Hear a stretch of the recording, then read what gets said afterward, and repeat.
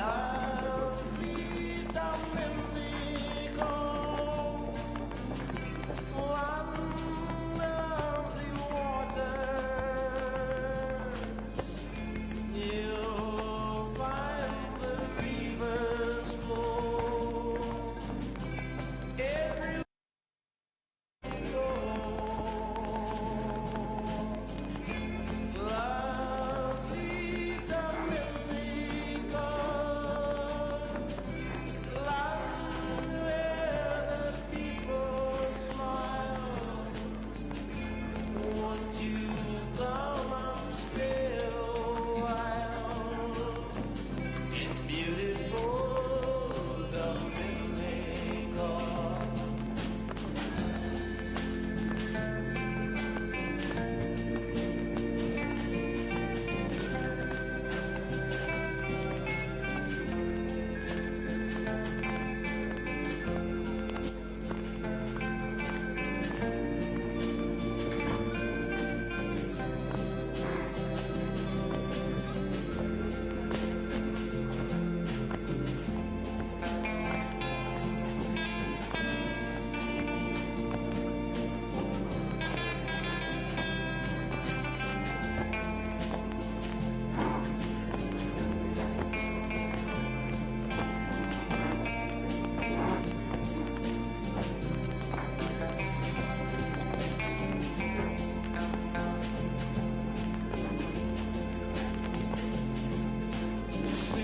Simrits, you get the best of it, yeah.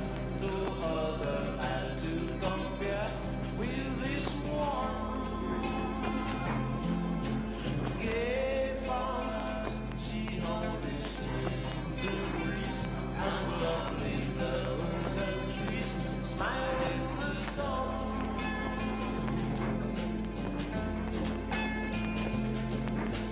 Young girls all getting dressed, mom and pop and Sunday best. We all sing goodbye to you. Feeling I'm begging you.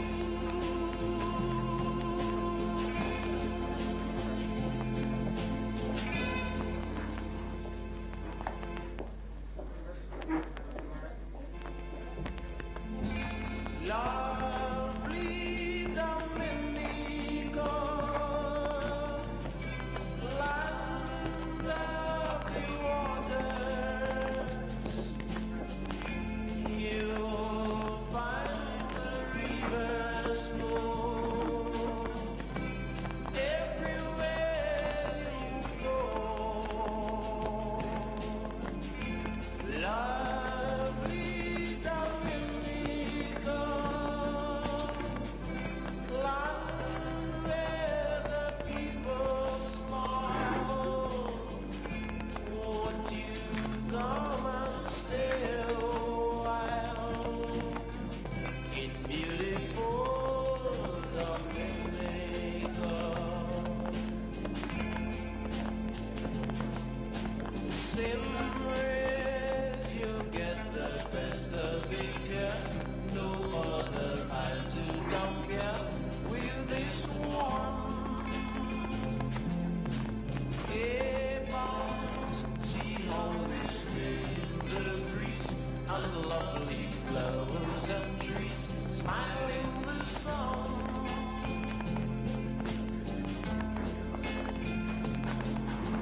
Young girls all gaily dressed, mom and pop and Sunday best.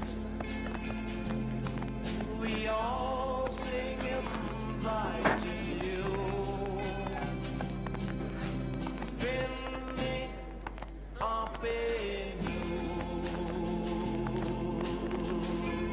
Lovely Dominica, land of the waters,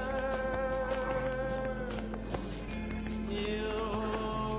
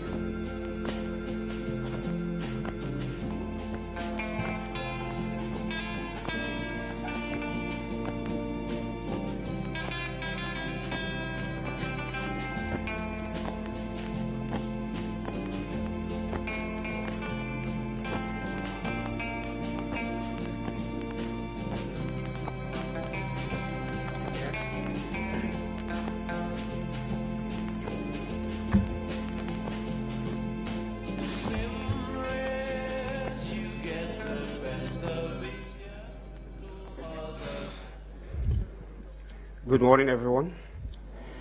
I invite you now to stand as we listen to the national anthem.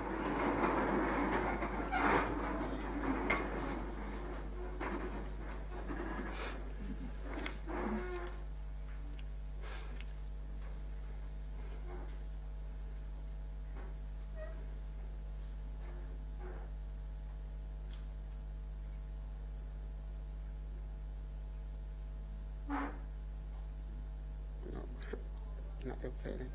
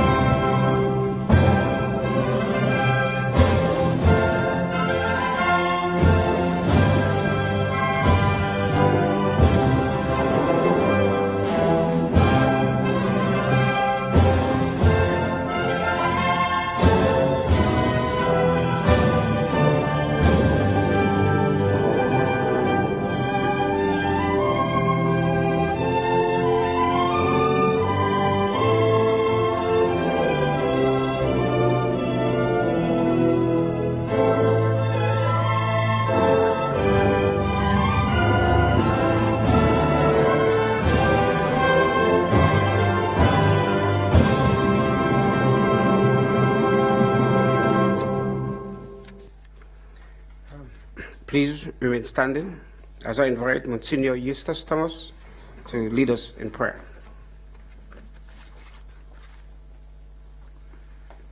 Thank you, Mr. Ambassador, and thanks for inviting me to share a few thoughts with you.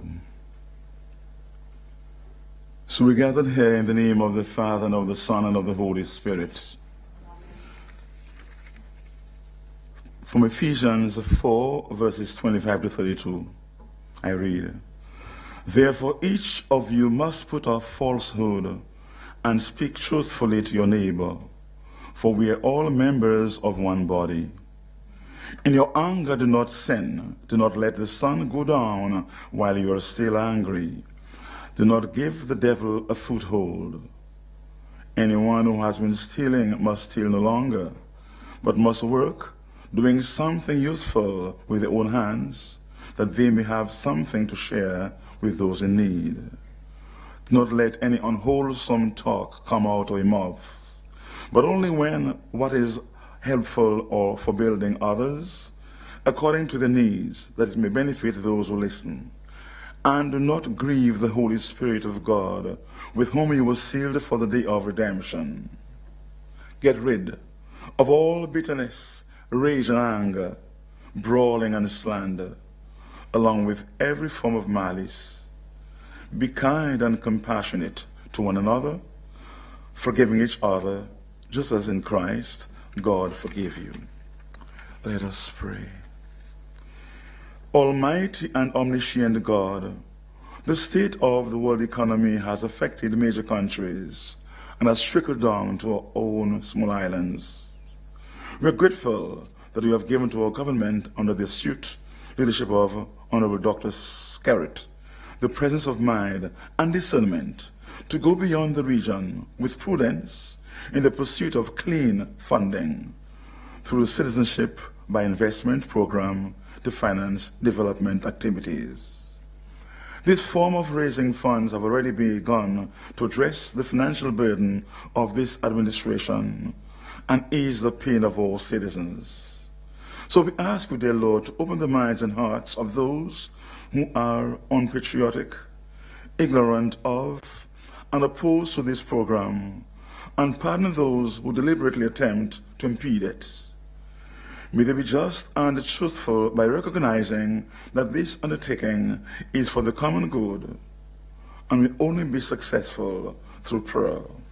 So we thank you, Lord, for bringing us here today, and we ask that you bless those who will address us, and we beseech you, enlighten the moderator and panelists who will soon take part in the panel discussion, so that they, in turn, will illumine those of us who have a genuine interest in our nation, and bring about the conversion of those prophets of doom and gloom who are not committed to the development of our nation.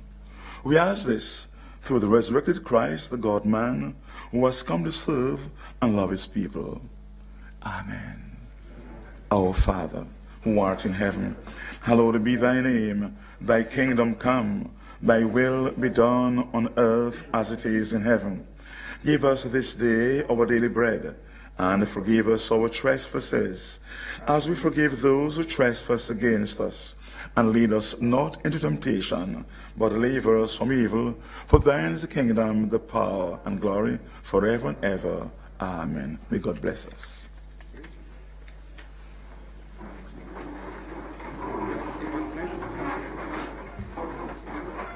Thank you, Monsignor.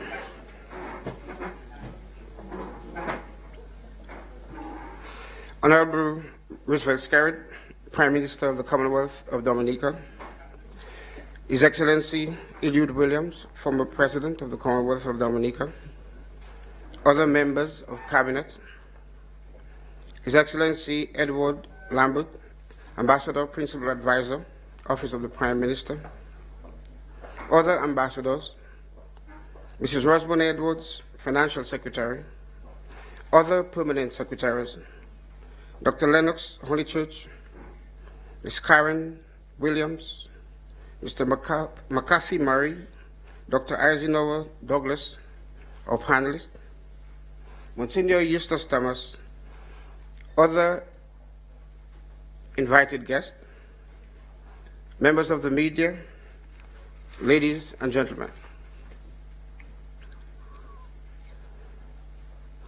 We're here this morning for this timely national consultation on the development prospects for Dominica within the context of the Citizenship by Investment program as a platform for raising the funds necessary to finance development activities.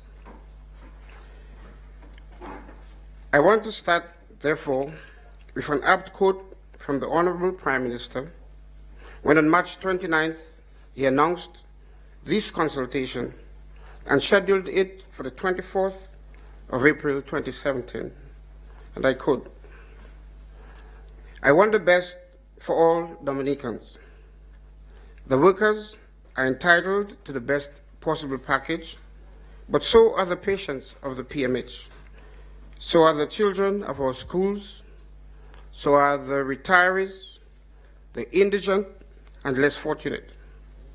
We have a duty as Dominicans to be fair and reasonable, and to ensure that no sector is advantaged over the other.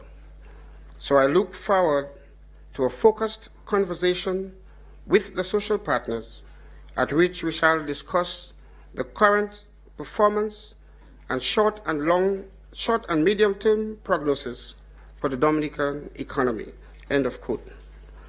Ladies and gentlemen, today is the 24th of April, and we're here.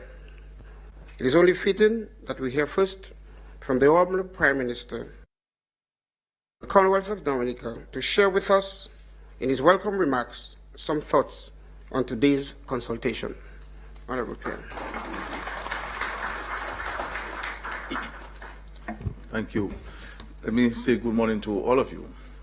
Let me recognize in our presence, in our midst, His Excellency Elud Williams, our former President of Dominica, Your Excellency Steve Farrell, Secretary to the Cabinet, His Excellency Edward Lambert, Ambassador and Principal Advisor in the Office of the Prime Minister, other ambassadors, Mrs. Rosamond Edwards, the Financial Secretary, other permanent secretaries, Dr. Lennox Honeychurch, our local historian, Ms. Karen Williams, the representative of the Eastern Caribbean Central Bank, Mr. McCuffey Marie, economist, Dr. Eisenhower Douglas, trade consultant, our dear Monsignor Eustace Thomas, who prayed for us dutifully this morning, other invited guests and participants, members of the media, ladies and gentlemen, friends all,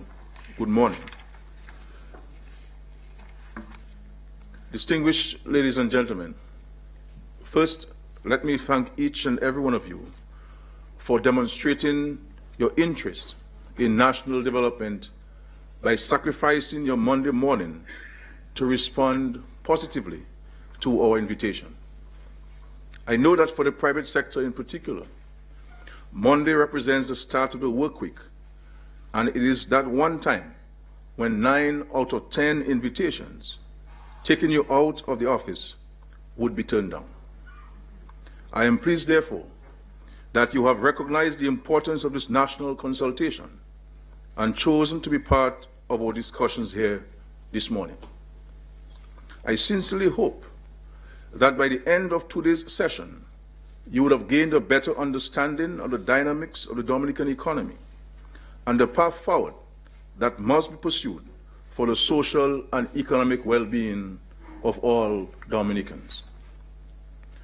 Ladies and gentlemen, for many here in attendance and the thousands following this broadcast at home, as well as those tuned in from the offices in Dominica and overseas, it would appear somewhat cliche, were it to be said that with the attainment of political independence comes national responsibility, coupled with an expectation of societal maturity. You have no doubt heard this submission countless times before. The reality, nonetheless, is that every Dominican must step up and respond to the challenge of appreciating that he or she has a crucial role to play in shaping and building the type of country and society that we will live in, and more importantly, that which we shall pass to future generations. This national conversation is but another step towards the sensitization to and the realization of that goal. Ever so often, we need as a people to stop and take stock. In cricketing parlance, it is known as taking fresh guard. I am persuaded that for us to succeed in getting all citizens to buy into the formula that is required for the new pathways to progress that are to be pursued, we must each have access to vital, credible information. Hence, we have convened this morning and assembled a high caliber of resource persons to provide insights into the realities of the economic environment in which we shall operate in the short to medium term. The theme of the discussion today is development prospects for Dominica within the context of the Citizenship by Investment program as a platform for raising the funds necessary to finance development activities. This must be viewed in the wider context of the current economic realities of the world.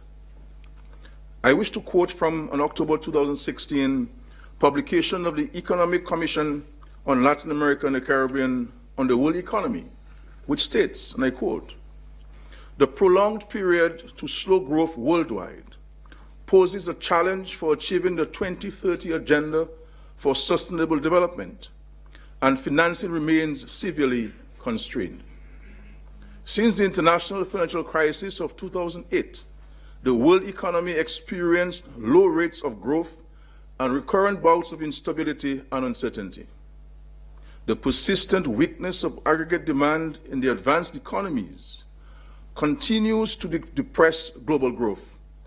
At the same time, low commodity prices and growing fiscal and current account balances, as well as the tightening of fiscal and monetary policies, have deemed the outlook for developing countries that export natural resources. Forecasts suggest that the world economy will remain on this recessionary trend, which is dampening growth prospects and inhibiting the recovery of international trade, investment, productivity, and wages. End of quote.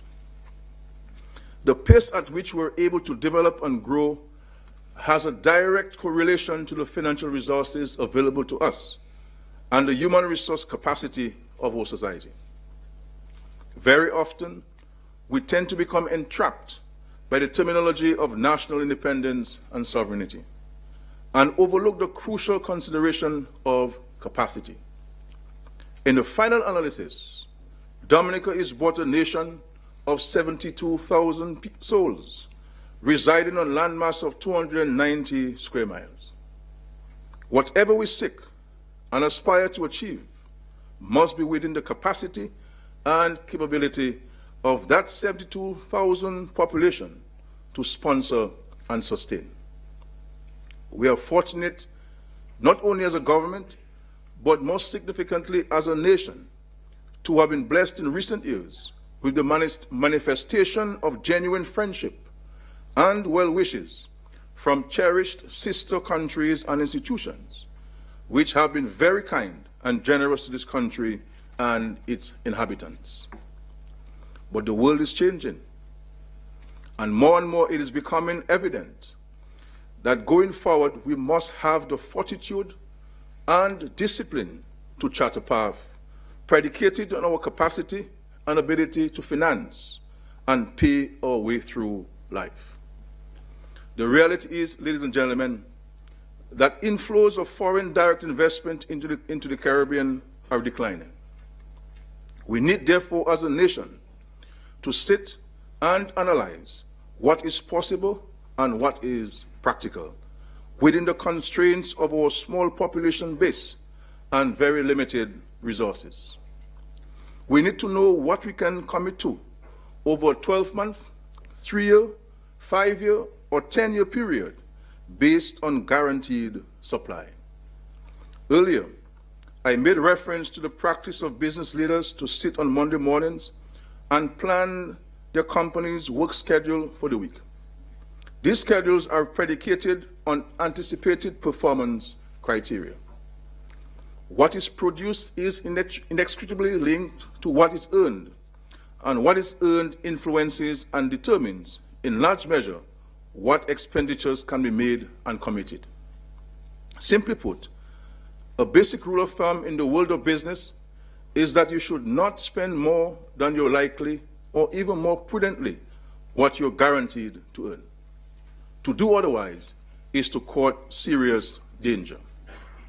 The same practice, ladies and gentlemen, applies to the management of the national economy. However, for the state, it becomes even more complicated when the variable of social responsibility, which does not apply to the private sector, is factored into the equation. For whether earnings are up to par or not, there are social obligations that a country has to its citizens, and from which it cannot escape, irrespective of budgetary constraints or realities. 2 years ago, when Dominica was adversely impacted by Tropical Storm Erica, national productivity and earnings fell to a frighteningly low levels, but still operations at the Princess Margaret Hospital had to be maintained. Our children had to be transported to school and tutored for the entire school day. Our seniors still had to be paid their pensions and other entitlements under the law. Public officers still had to be paid. The streets and communities still had to be cleaned. Adequate street lighting still had to be provided. And police officers still had to be deployed across the nation to provide a sense of assurance and security for citizens and visitors alike. None of these undertakings was revenue generating. but they had to be provided because of the social responsibility that government, and by extension the country, has to its people. All of these necessities that I have mentioned fall within the ambit of what must be done and assured, regardless of circumstance or earnings. The professionals at the head table would describe this as recurrent expenditures, those things that are mandatory, irrespective of ebbs and flows of an economy. Capital expenditures are those projects we enter into from time to time, for which a clear source of funding has been identified and can be relied upon. As a small developing nation, there is no shortage of project ideas which we can all create and put on the table. But the question of where the monies shall come from will sooner or later taper expectations to reality. Work is currently underway at the new National Hospital because, as Prime Minister and Minister of Finance, I know how that project will be financed, how and from where the equipment will be sourced, and the type of technical and professional assistance I can rely upon when the construction has ended and the facility in use. I would not have agreed to the groundbreaking if I did not have the confidence of seeing that project through to completion. The same applies to the soon-to-be opened new West Bridge. 13 months ago, we embarked upon that project because we were certain of and confident in our minds as to where the funding for that project would come from.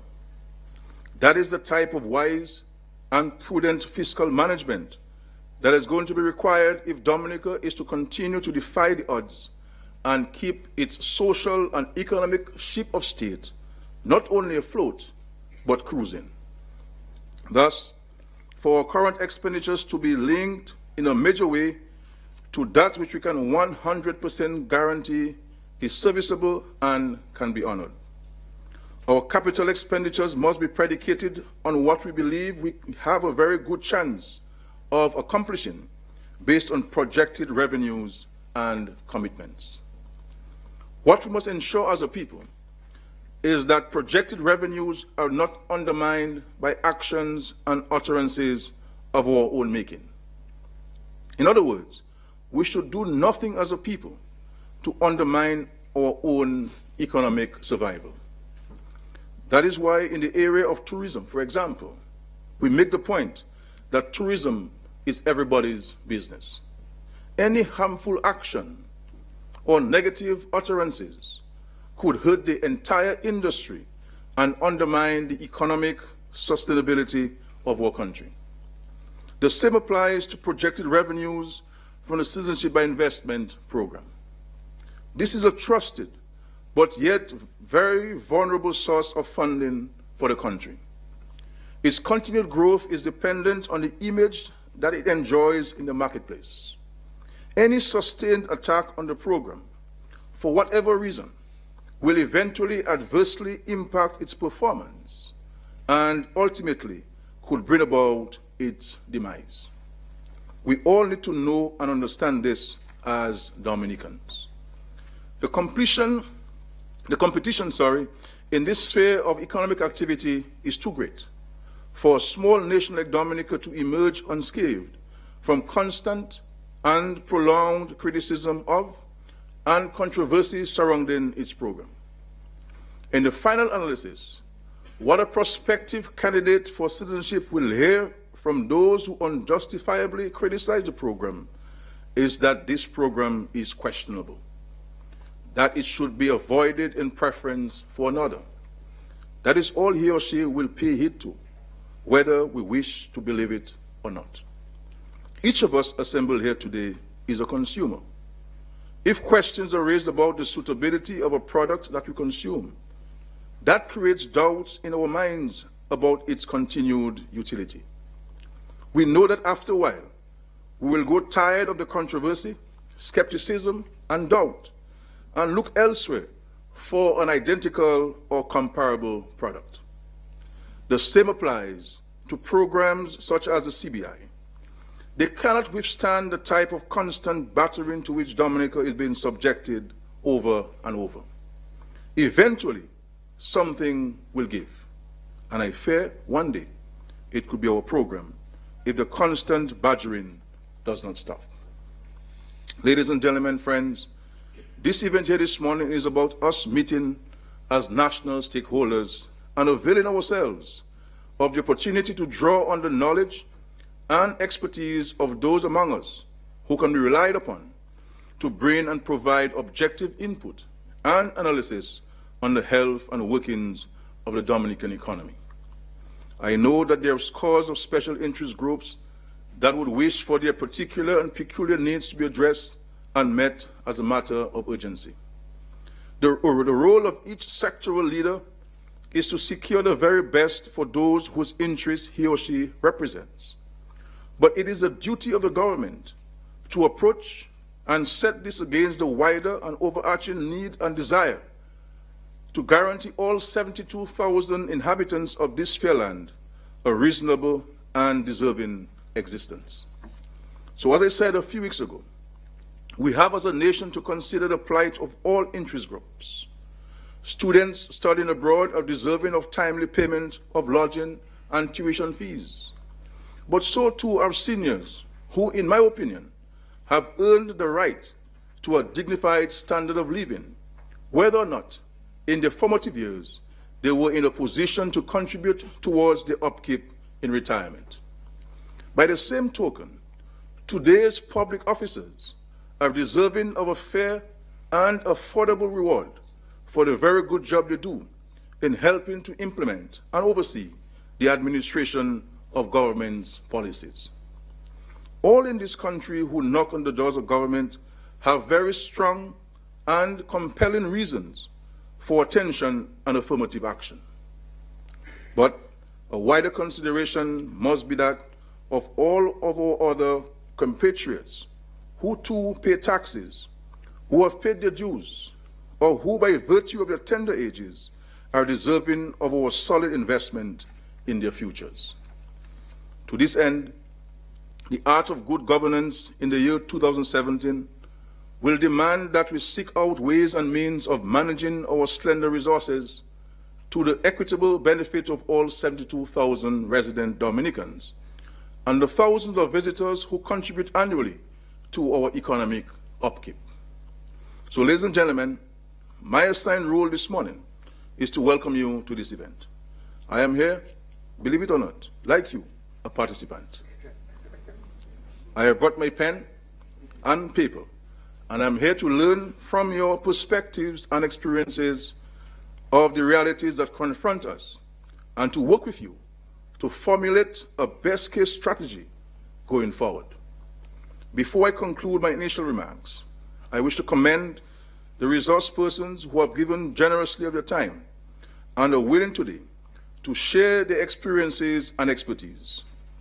They are Dominicans who are competent and very committed to the task of helping to guide Dominica throughout this period and process of global economic repositioning.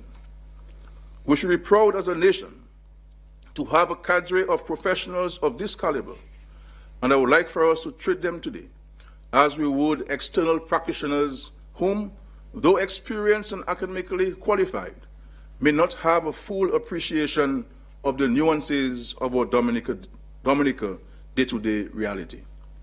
Once again, I welcome one and all to this national conversation. We need to talk to and with one another and stop shouting across the airwaves and social media at each other. Dominica, in the final analysis, is the responsibility of its 72,000 inhabitants and the thousands who reside abroad, but whose hearts and souls are permanently etched in the destiny of this country. Thanks one and all for coming, and I look forward to an enlightening and productive next few hours. Thank you, and God bless you.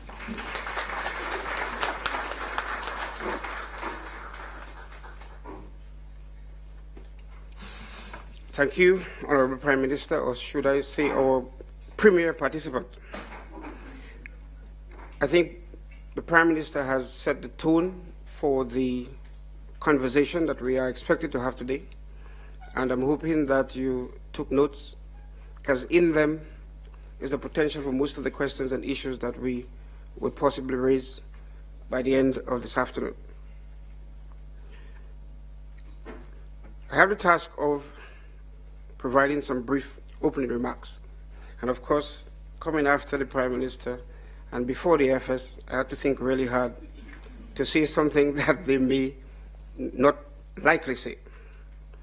But I want to set those brief remarks on a very optimistic note by inviting you to reflect with me on some facts that you already know.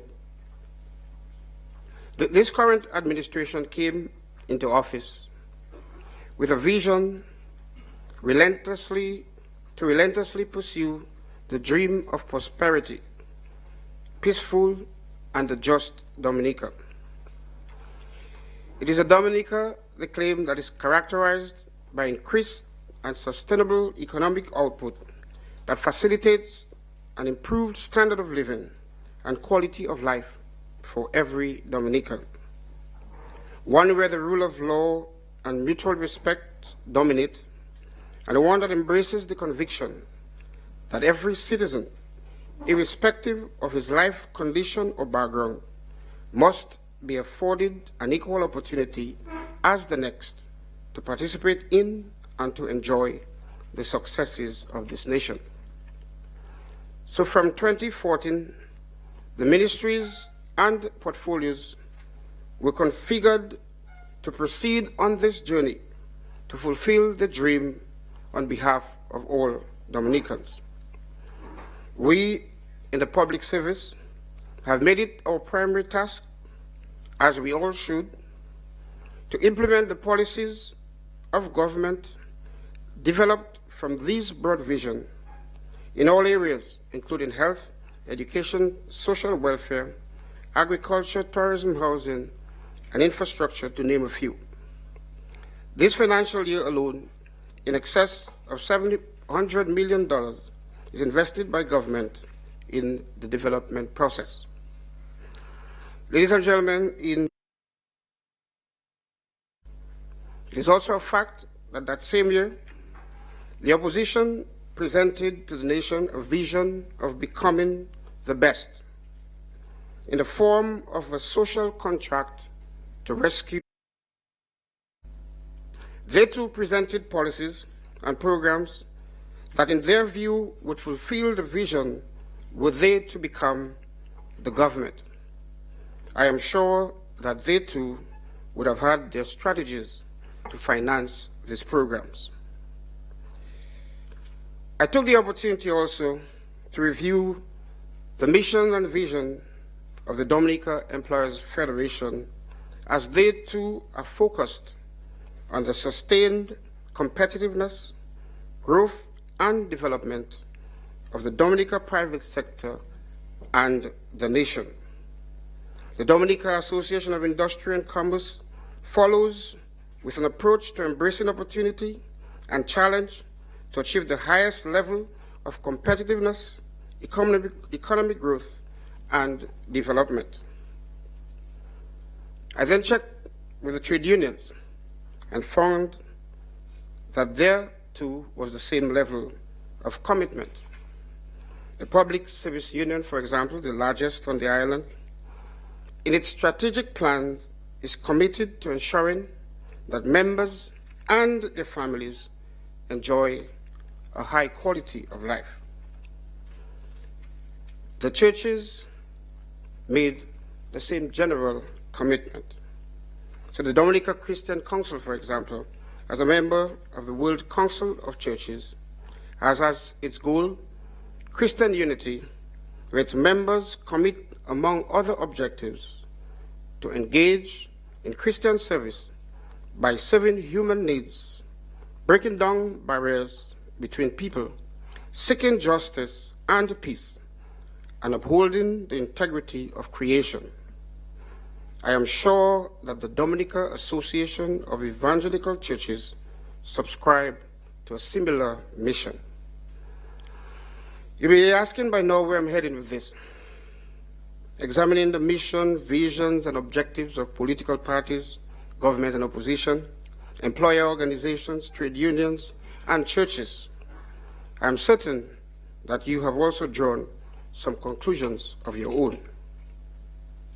Many, in our usual culturally influenced, kind of dualistic fashion, would be asking, if so, what then is the problem? Why don't we get along better? Why are we not closer to our development goals? Some of us, in the advent of social media, would be quick to point out all of the wrong that is on the island, blame every single sector, especially the government and the public service, and even list with conviction what decisions they think Cabinet should take to fix all the challenges. I wish today to, at the commencement of this national dialogue, to engage you, the social partners, in cultivating a new mindset based on the following realization. We should start by saying, thank God that our hearts are in the right places. We all love Dominica and want the best for our island home. I do believe that this is true for the majority of patriotic and peace-loving Dominicans, whether resident here or in the diaspora. We have much more, ladies and gentlemen, in common than we let on. If then the objectives, visions, mission statements of our key state institutions, non-governmental organizations are true, and I firmly believe that they are, then we as a people organization that once united in purpose, we can remain on a correct path to our country's development, with one caveat, that we remain true to our respective missions and vision, that all speak of advancing Dominica through different approaches. It therefore follows from this awareness that we as a people in our respective agencies, organizations, both government and non-government, need each other and must continue to find common ground as we collaborate as partners and drivers of the development process. No one sector has all the answers. And for those of us who think we have answers and we are qualified, just take a look at the prospectus of any leading university and you will see the amount of disciplines, career paths, and sub-career paths that exist today. Ladies and gentlemen, or should I say partners in development, a sincere conversation on financing Dominica's development is one sure way to kickstart and energize this process. As Ambassador Lambert always reminds me, Dominica, we should know, is a really difficult piece of real estate to manage. Today's dialogue, therefore, is another opportunity to raise awareness of our obvious responsibility to national development, with the hope that we will renew our resolve to first love our country and our people, and to take joint ownership of our country's development, starting first with our responsibility to ourselves, our health and well-being, our responsibility to our families and household, and most importantly, in today's context, responding to the task that we are assigned, and in most cases, paid to perform in the respective positions that we hold in the organizations and institutions that we are part of. We have to then feed this devotion into a new energy, a new consciousness, a new national spirit. It is my hope that this consultation on development prospects is the first of many as we chart our course for the development of a small, vulnerable, but increasingly united island state. Today's format is simple. We have continued with an address and presentation from the Financial Secretary, and then I hand over to Ambassador Lambert to take care of the panel discussion. We then end with closing remarks from the Honorable Prime Minister, hopefully before lunch or somewhere around 12:30. I thank you for listening.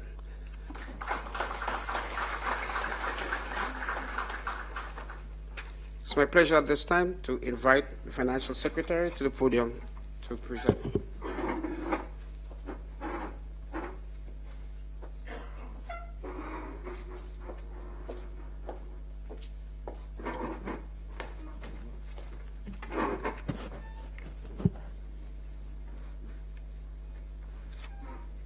Thank you, Mr. Chairman. Honorable Roosevelt Skerrit, Prime Minister of the Commonwealth of Dominica, His Excellency Eliud Williams, former President of the Commonwealth of Dominica, members, honorable members of the Cabinet, other members of Parliament, Your Excellency Steve Farrell, Secretary to the Cabinet, Your Excellency Edward Lambert, Principal Advisor in the Office of the Prime Minister, other ambassadors, permanent secretaries, panelists, Dr. Lennox Honeychurch, Ms. Karen Williams, Mr. McCarthy Marie, Dr. Eisenhower Douglas, Monsignor Eustace Thomas, other invited guests, members of the media, those listening via the media, ladies and gentlemen, good morning. In this presentation, I will outline the Citizenship by Investment Program, the process, and to place in context the financing of government programs and other programs of economic development utilizing the CBI resources. It is assumed that economic growth and development of our country is a goal that every citizen desires. It is also generally expected that economic growth and development is the best way to reduce poverty levels and improve the quality of life of all people. That notwithstanding, while growth prospects are pursued, there is a responsibility to assist those in need of special support, social protection. This twin pillar approach is clearly spelled out in the government's Growth and Social Protection Strategy, GSPS. The GSPS identifies physical infrastructure as a binding constraint on the attainment of our country's growth objectives. Thus, government continues its relentless pursuit of its two-pronged strategy of sectoral development, including physical infrastructural development, while at the same time ensuring that adequate social protection measures are in place to cater to the needs of the less fortunate segments of the population. We are all fully aware of the additional challenges to our country's physical infrastructure created by Tropical Storm Erica. In that context, I quote from the public information notice issued by the International Monetary Fund at the conclusion of the last Article 4 mission conducted in March of this year. And I quote, "Since Tropical Storm Erica in August 2015, government's efforts continue to focus on infrastructure rehabilitation and social relief while addressing fiscal sustainability. Significant efforts and resources were allocated to the reconstruction of public infrastructure and support to the affected population, while the first generation of fiscal measures committed in the rapid credit facility disbursement and some additional measures have been passed," end quote. Thus, the IMF recognizes the need to pay attention to infrastructure and social relief, even as government continues to pursue fiscal sustainability. The traditional way of financing public expenditure in development countries is through the imposition of taxes, grants, and loans. Every country has a tax regime that finances its day-to-day operations, including education, security, health, and communication. Increasingly, countries have recognized that they must be innovative by other ways for financing development and meeting the needs of their citizens. Citizenship by investment programs have been implemented in many countries all over the world, developed and developing countries, as a means of encouraging investments in both the private and public sectors. It should be noted that countries have various regimes through which an individual can qualify and apply to become a citizen. For example, in Dominica, a person not born in Dominica, but who has lived continuously in Dominica for a given period of time, can apply to the government to become a citizen. By the same token, if that person meets the requirements, a person who applies on the Citizenship by Investment program is issued the same naturalization certificate as is issued to other naturalized persons. A Citizenship by Investment program is therefore only one of the means by which an individual can become a citizen. It is a means through which an individual can obtain citizenship, and through that process, government can raise much needed revenues. The Economic Citizenship Program was introduced to Dominica by the Freedom Party administration under the late Dame Mary Eugenia Charles. And the rationale then was to increase inflows of foreign direct investment to the country and to facilitate the implementation of development projects which would be financed by a means other than by loans or taxes. This still remains the rationale today. Throughout the years, successive governments put forward changes to the program with a view to making it more relevant to its time. And in recent years, the Economic Citizenship Program, as it was called initially, was renamed and replaced with the term Citizenship by Investment Program. And so the CBIP in Dominica is governed by SRO 37 of 2014, as amended in 2016. These regulations provide two paths to citizenship: a direct monetary investment, an investment in a development project. And they are established. The regulations establishes the Citizenship by Investment Unit, whose responsibility it is to administer the program. The regulations also provide for the fees and the investments that are payable. Subject to the specific terms and conditions, an investor can apply and be granted citizenship if the stipulated level of investment is made. The recruitment of staff to the CBIU, that is the Citizenship by Investment Unit, is done consistent with the processes of government, and appointments are made by the Public Service Commission. Staff is exposed to on-the-job training in best practices in the processing of applications, anti-money laundering, and financing of terrorism procedures, and data protection. In addition, staff members are required to be knowledgeable of all the relevant laws and legislation. The strength of the Dominica program is its reliance on the strictest due diligence practices. In fact, we are advised that Dominica has a competitive advantage over other Caribbean countries with similar programs based on the quality of our due diligence processes. We are further advised that even where some countries have lower investments, many applicants have indicated a preference for the Dominica program based on its due diligence. In summary, the staff of the CBIU is responsible for receiving and reviewing all applications of the citizenship. A disclosure form detailing financial information, employment history, and other relevant information with supporting documentation has to be filled out by each applicant and submitted to the unit with payment of due diligence and processing fees. A due diligence investigation and report is carried out on each applicant. This is done by one of the reputable due diligence agencies resident in the United States of America, the United Kingdom, or in Canada. Additional checks are carried out by IMPACS, that is the CARICOM Implementing Agency for Crime and Security, and friendly governments are asked to run names through their respective databases. Due diligence reports are commissioned exclusively by the unit, and the reports are conveyed directly to the unit by the relevant due diligence agencies.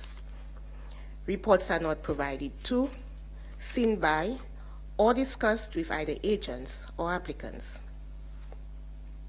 Each applicant is assessed on his or her merit rather than on the country where they were born. Therefore, no nationalities at this time are excluded from applying for citizenship under the CBIP in Dominica. However, there is an internal policy to undertake enhanced due diligence and a more in-depth vetting process for individuals strongly associated with countries that may be listed on the Country Threat Index.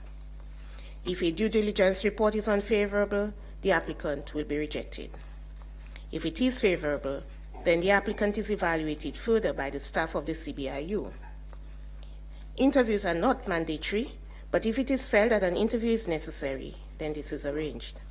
For this purpose, and to ensure that the interviews can be conducted in a timely manner, 2 committees were appointed to conduct interviews of applicants.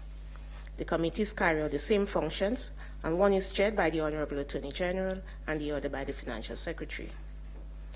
Each committee includes representatives of the Special Branch of the Police and senior staff of the CBIU. And it is only after an application goes through this process that a recommendation for granting of citizenship is made. At that point, the applicant is asked to pay the investment fee, and on receipt of that fee, a certificate of naturalization is issued.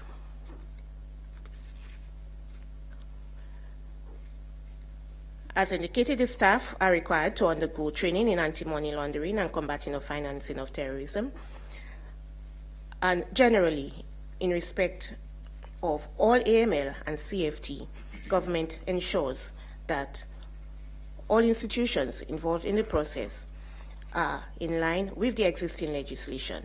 We must state also that Dominica's AML and CFT legislation is up to date and consistent with the requirements of CFATF and FATF.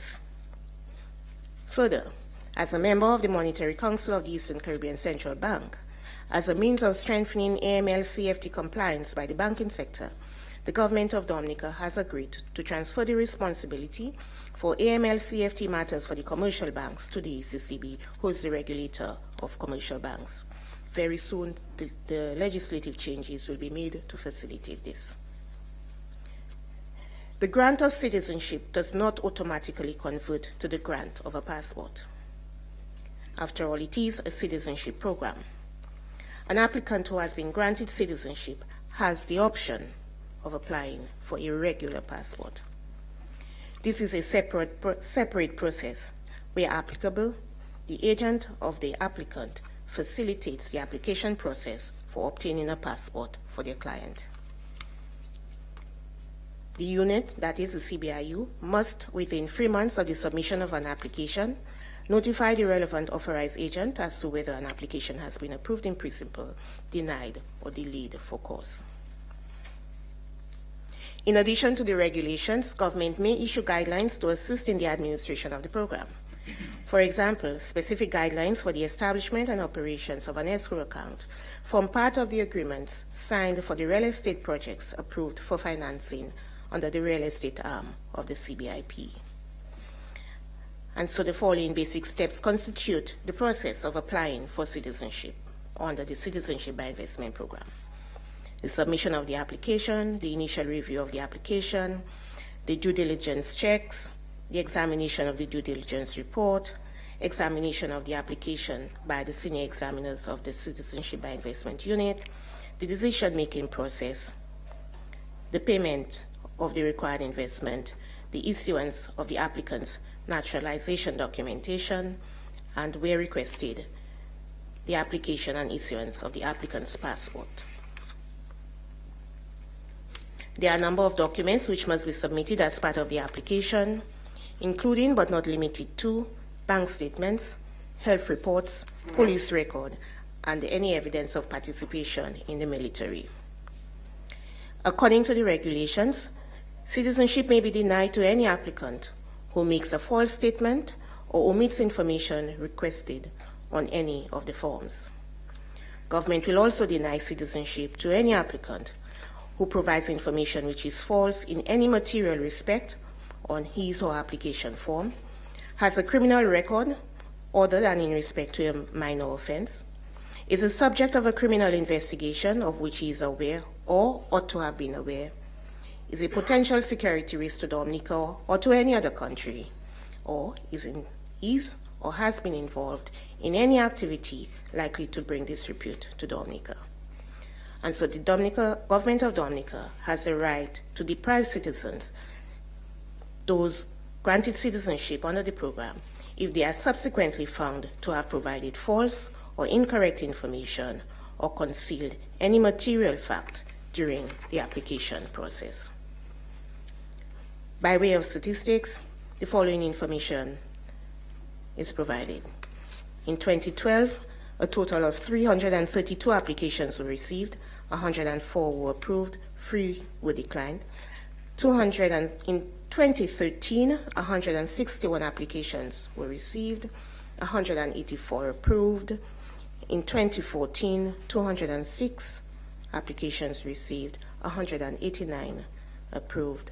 In 2015, 616 received, 447 approved. In 2016, 1,574 received, 1,542 approved. Of course, you will note some applications received in 1 year may be processed in the following year based on the time of the receipt of the application. The regulations also make provision for the appointment of agents. In the regulations, authorized agent means a person licensed by the Citizenship by Investment Unit who has paid the required fee. Authorized agents are issued licenses on an annual basis, but government at this time does not regulate the fees charged by agents to the applicants. An ongoing review of the program includes the policy on authorized agents and sub-agents, where a sub-agent may be engaged by an approved agent to undertake work on his behalf and to be his or her representative in the marketplace. I mentioned earlier that the regulations provide for 2 investment streams. The funds raised under the direct cash option, which is one stream, are used to finance budgetary items such as projects included in the public sector investment program, the administrative costs such as marketing and due diligence fees paid to the firms undertaking these activities on behalf of government, and any special facilities such as the loan facilities placed at the aid bank. These accounts are managed at the technical level, with the signatories being the Financial Secretary, the Budget Controller, the Accountant General, the Senior Examiner, and the Corporate Service Officer at the Citizenship by Investment Unit. Under the second investment stream, an escrow account is established for the development projects being undertaken by the private sector. These include the hotel projects for which agreements have been signed. Payments from the escrow account are made on joint signatures from the government representative, i.e. the Financial Secretary or the Budget Controller, and a signature of the developer. Such disbursements from the escrow account are made on the basis of validation of claims verified by an independent assessor appointed for each project. Post-tropical Storm America, resources raised from the CBI have been used to finance the rehabilitation work. Of course, government received funds from friendly governments and institutions, and these funds were utilized immediately after the storm for the immediate cleanup and for other short-term works. Since then, government has relied on the resources from the CBI to finance the recovery.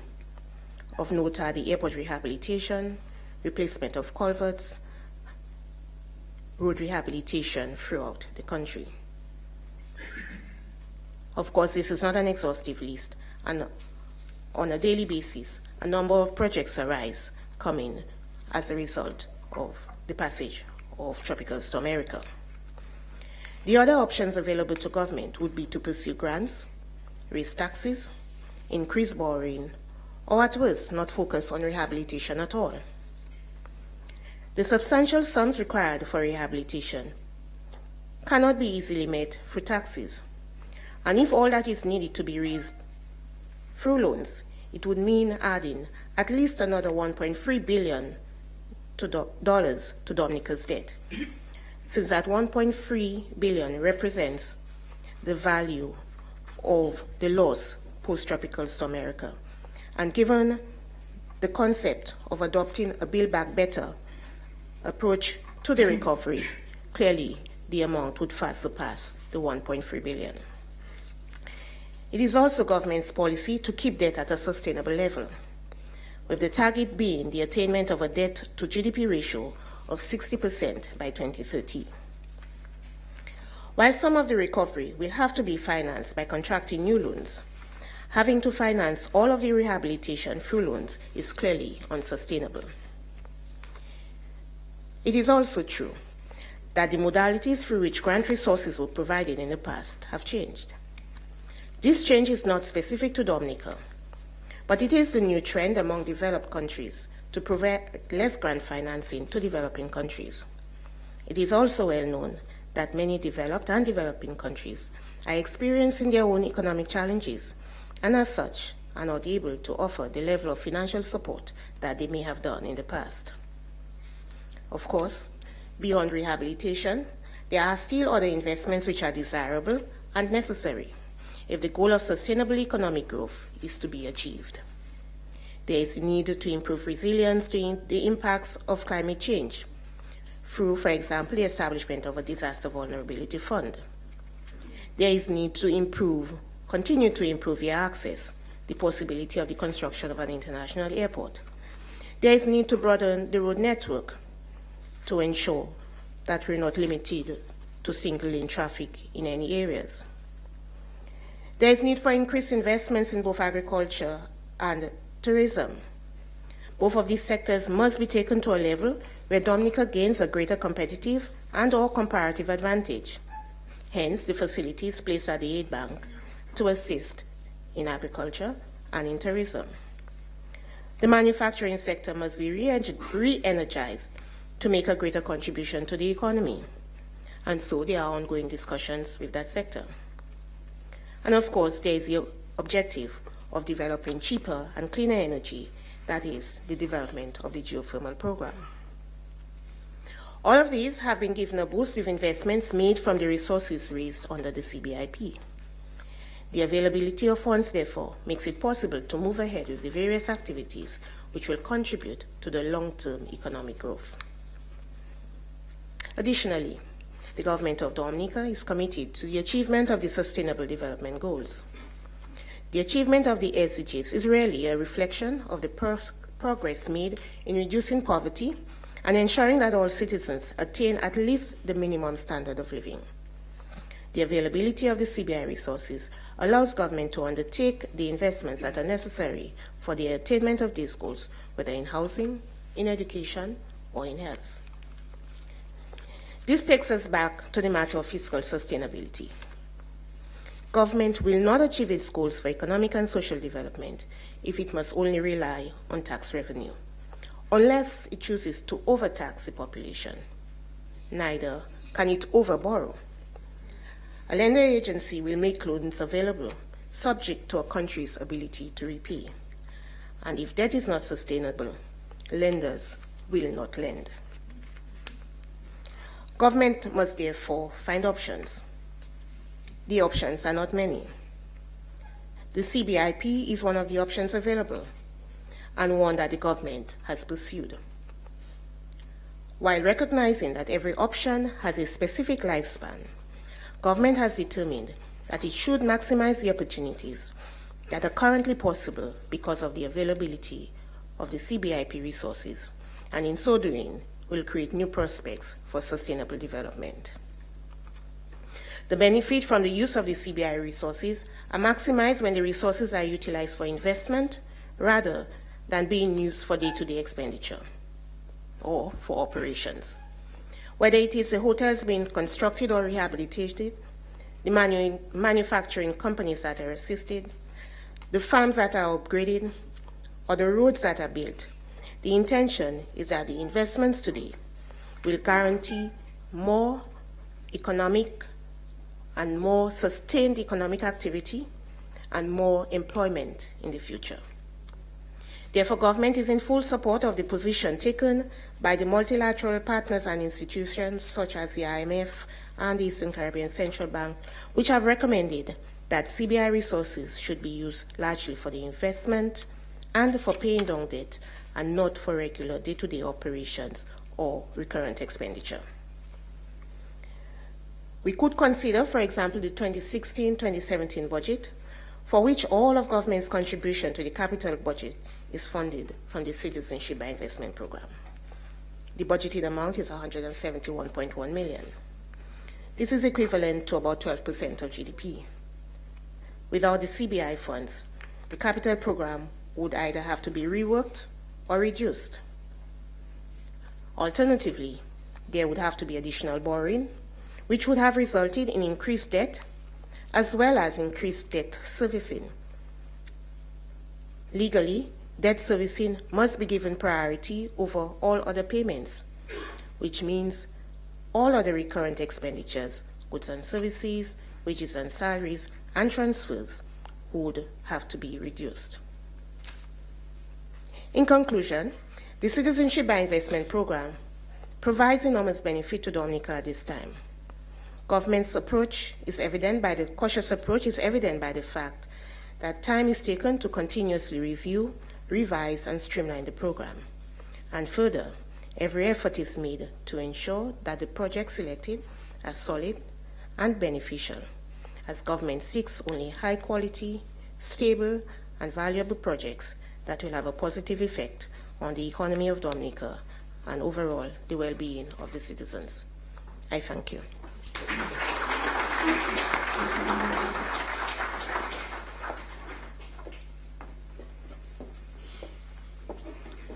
Okay. Thank you, Financial Secretary, for this broad overview.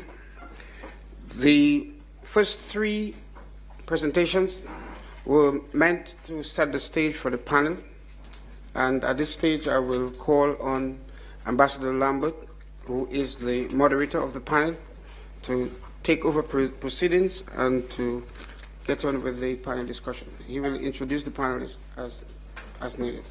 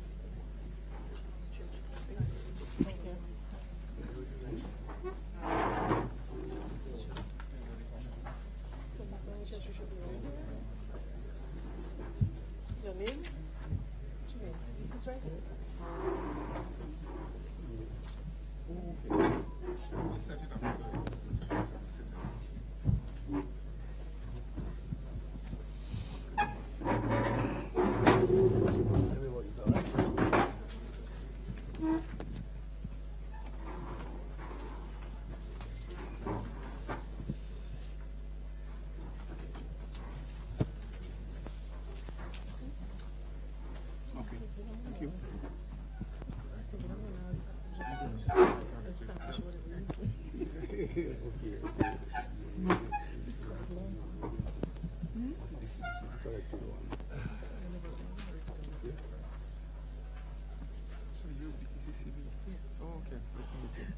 Ladies and gentlemen, thank you very much for being so patient and understanding as we made the transition to the panel discussion. Honorable Roosevelt Skerrit, Prime Minister of the Commonwealth of Dominica,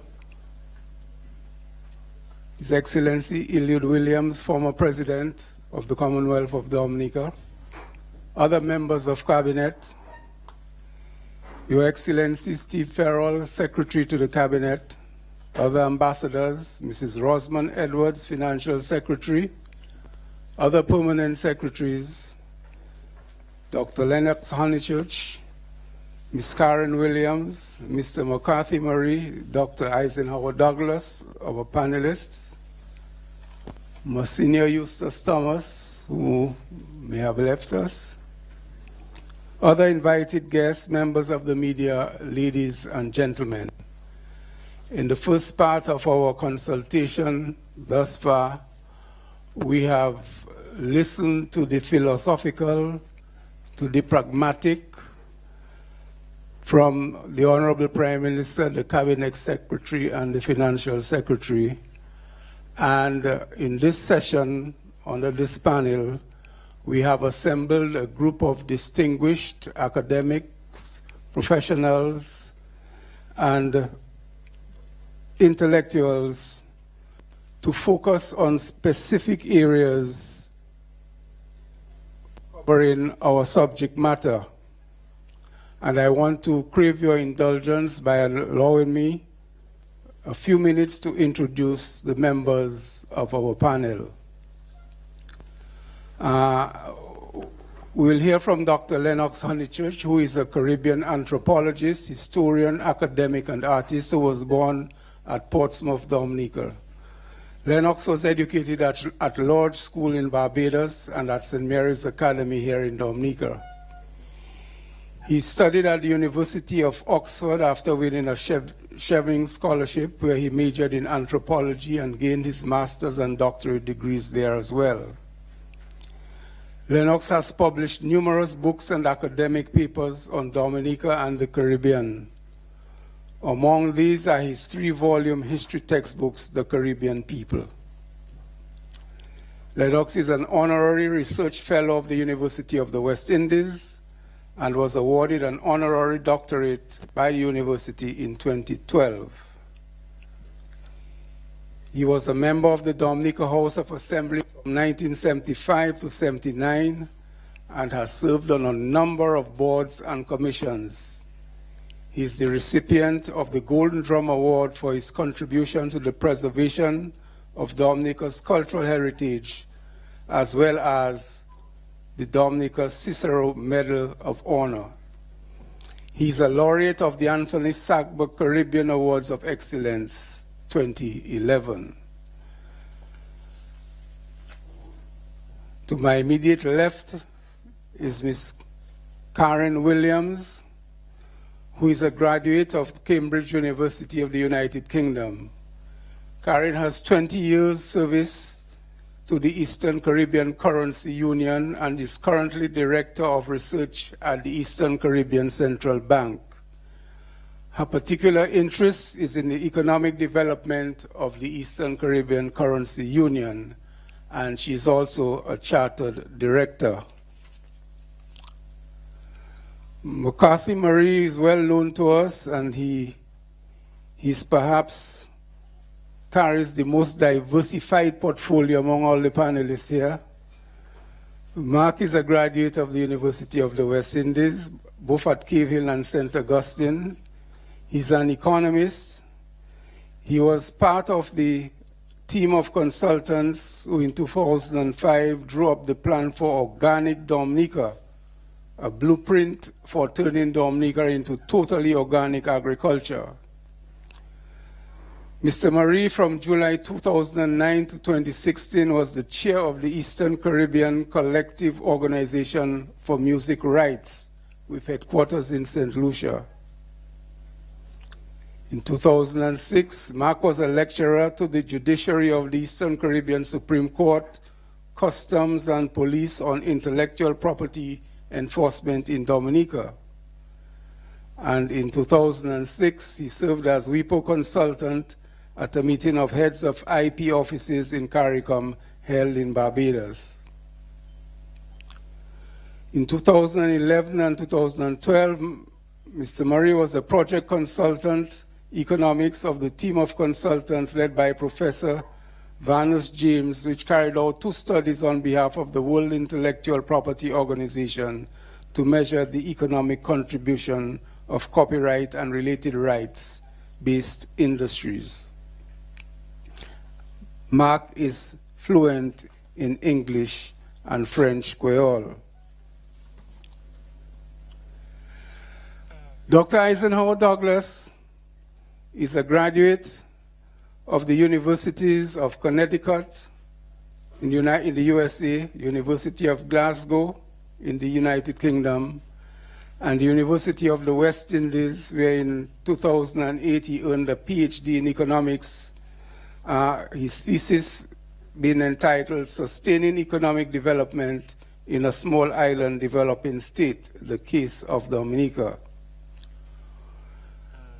While serving in a senior post at the Ministry of Finance, Mr. Douglas assisted with the design and implementation of the Stabilization and Adjustment Program between the government of Dominica and the IMF over the period 2002 to 2006. Currently, Dr. Douglas holds the position of Trade Policy Consultant, Ministry of Trade, Energy and Employment in the government of Dominica. Ladies and gentlemen, these are the members of our panel, and I invite you to give them a round of applause. We will first hear from Dr. Honeychurch. For us to really appreciate where we are, it is important that we know where we have come from in terms of strategies of development, and there is no one more ably qualified to guide us along those lines than Dr. Honeychurch. It's my pleasure to invite Dr. Honeychurch to make his up to 10-minute contribution. Now we have presented a unique challenge to our panelists. Each of these people here has to deal with a subject that is a PhD thesis in itself, a 500-page document at least, and we're asking them to share it with us in 10 minutes. That's how much confidence we have in them, that they have the ability. So Lennox, it's my pleasure to hear from you. Thank you very much, Mr. Chair, and you are... Yeah? Thank you very much, Mr. Chair, and I will rely on you to send messages down to me to ensure that I stick to that period of time. I also would like to thank you for introducing our distinguished guests here this morning, because if I was to read the list, half of my presentation would be taken up with time. I just want to point out that one of the most important components of this consultancy here today, and the fact that it has been, the subject matter has been really the worry of anybody who has been responsible for managing, administering Dominica, certainly throughout the 20th century and into this one, is that the platform for raising the funds necessary to finance development activities. This has been the challenge of all administrators of Dominica, particularly, as I said, into the 20th century. The challenge of doing this, basically of finding ways in which you can generate funds to do the things that are necessary to provide the services for the well-being of the people of Dominica. Now, during the colonial period, of course, the idea was that this was a giant plantation and you should suck as much money out of this island as possible for the benefit of the colonial power. That changed by the end of the 19th century. But even then, the idea was that you had to raise funds to finance development on your own. The days of foreign grant aid and that kind of thing had not yet come in. And therefore, the colony had to raise through taxes, through export taxes particularly, because income tax was very low indeed, the money to be able to finance the needs of the particular colony. So that if you were a weak colony, naturally you would not be having the infrastructural development that others would have, let's say Barbados or Jamaica or Trinidad. And Dominica, of course, because of this challenge that dogged it and still continues to throughout its life, is the topography. If you have to understand Dominica, first you have to understand its topography. This has dominated the entire history and fortunes, or lack of fortunes, of Dominica. The fact that you have to deal with a volcanic, mountainous island that is susceptible on a regular basis to destruction of one kind or another. And therefore, the history of Dominica has been this constant hiccup of development, and then, as we saw with Erica or Hurricane David, or hurricanes in the 1930s or whatever, periods where you have to rebuild. So it's a case of 2 steps forward, 4 steps back, and then you build up again, and then you get lashed one more time. And that is the reality of all administrators in Dominica. So inevitably, what you found is that the colonies could not raise enough cash to be able to do development. And if you go through the history of the 20th century, you will see the periods where that development was possible because of the economic well-being of Dominica. We had, at the beginning of the 20th century, a period where limes were dominant. We were the largest single producers of limes and lime products in the world. And it was not just juice. We're talking about citrate of lime that was used in US industry, etc. All types of lime. When we look around us, we are in fact benefiting from some of those things today. For instance, things like the High Court building, which was a Treasury and Customs, was constructed with lime money right there on the bayfront. Very important because customs income was necessary to run the colony. The road from Portsmouth to Hatton Garden, for instance, entirely financed by lime money. And many of the bridges, the representative there for Peebush, Dodan area, those bridges that are over 100 years old, we still use today. Very strong cast concrete bridges. And we will note too at that time the focus of that kind of investment. When you drive from Portsmouth to Hatton Garden, you pass through every estate yard all along the way, whether it is Blenheim, Hampstead, Hodges, Woodford Hill, Eden, Londonderry, Melville Hall, Hatton Garden. They didn't care about the villages, they didn't care whether you were living in a thatched hut or what. The focus was the plantations. Earlier on, of course, you also had funds coming in for the development of roads and bridges and that sort of thing, particularly under the administration of Hesketh Bell, who was a British administrator with some grand ideas. He realized that you needed foreign investment, and he promoted an idea of developing the interior of the island, up in the area of Brantridge and Penrice and the Layu Flats, etc. But in typical state of Dominica, he brought in some 400 British families to invest in coffee and cocoa and limes as well. Built the Imperial Road that goes up to Pocasset and other roads and developments across. But then the First World War came and you had a collapse, and therefore his project never really developed. But this was an effort to do it. And so we sank ourselves by the 1930s into a terrible period of depression. 1929, you had the Wall Street crash. And this, of course, caused economic mayhem across the world. In Dominica, of course, with this policy of having to be able to maintain yourself based on the taxes that you could receive from exports, with lime collapse due to wither tip and red root disease, as well as the economic problems of the world, Dominica and the other islands of the Eastern Caribbean was sunk into massive depression.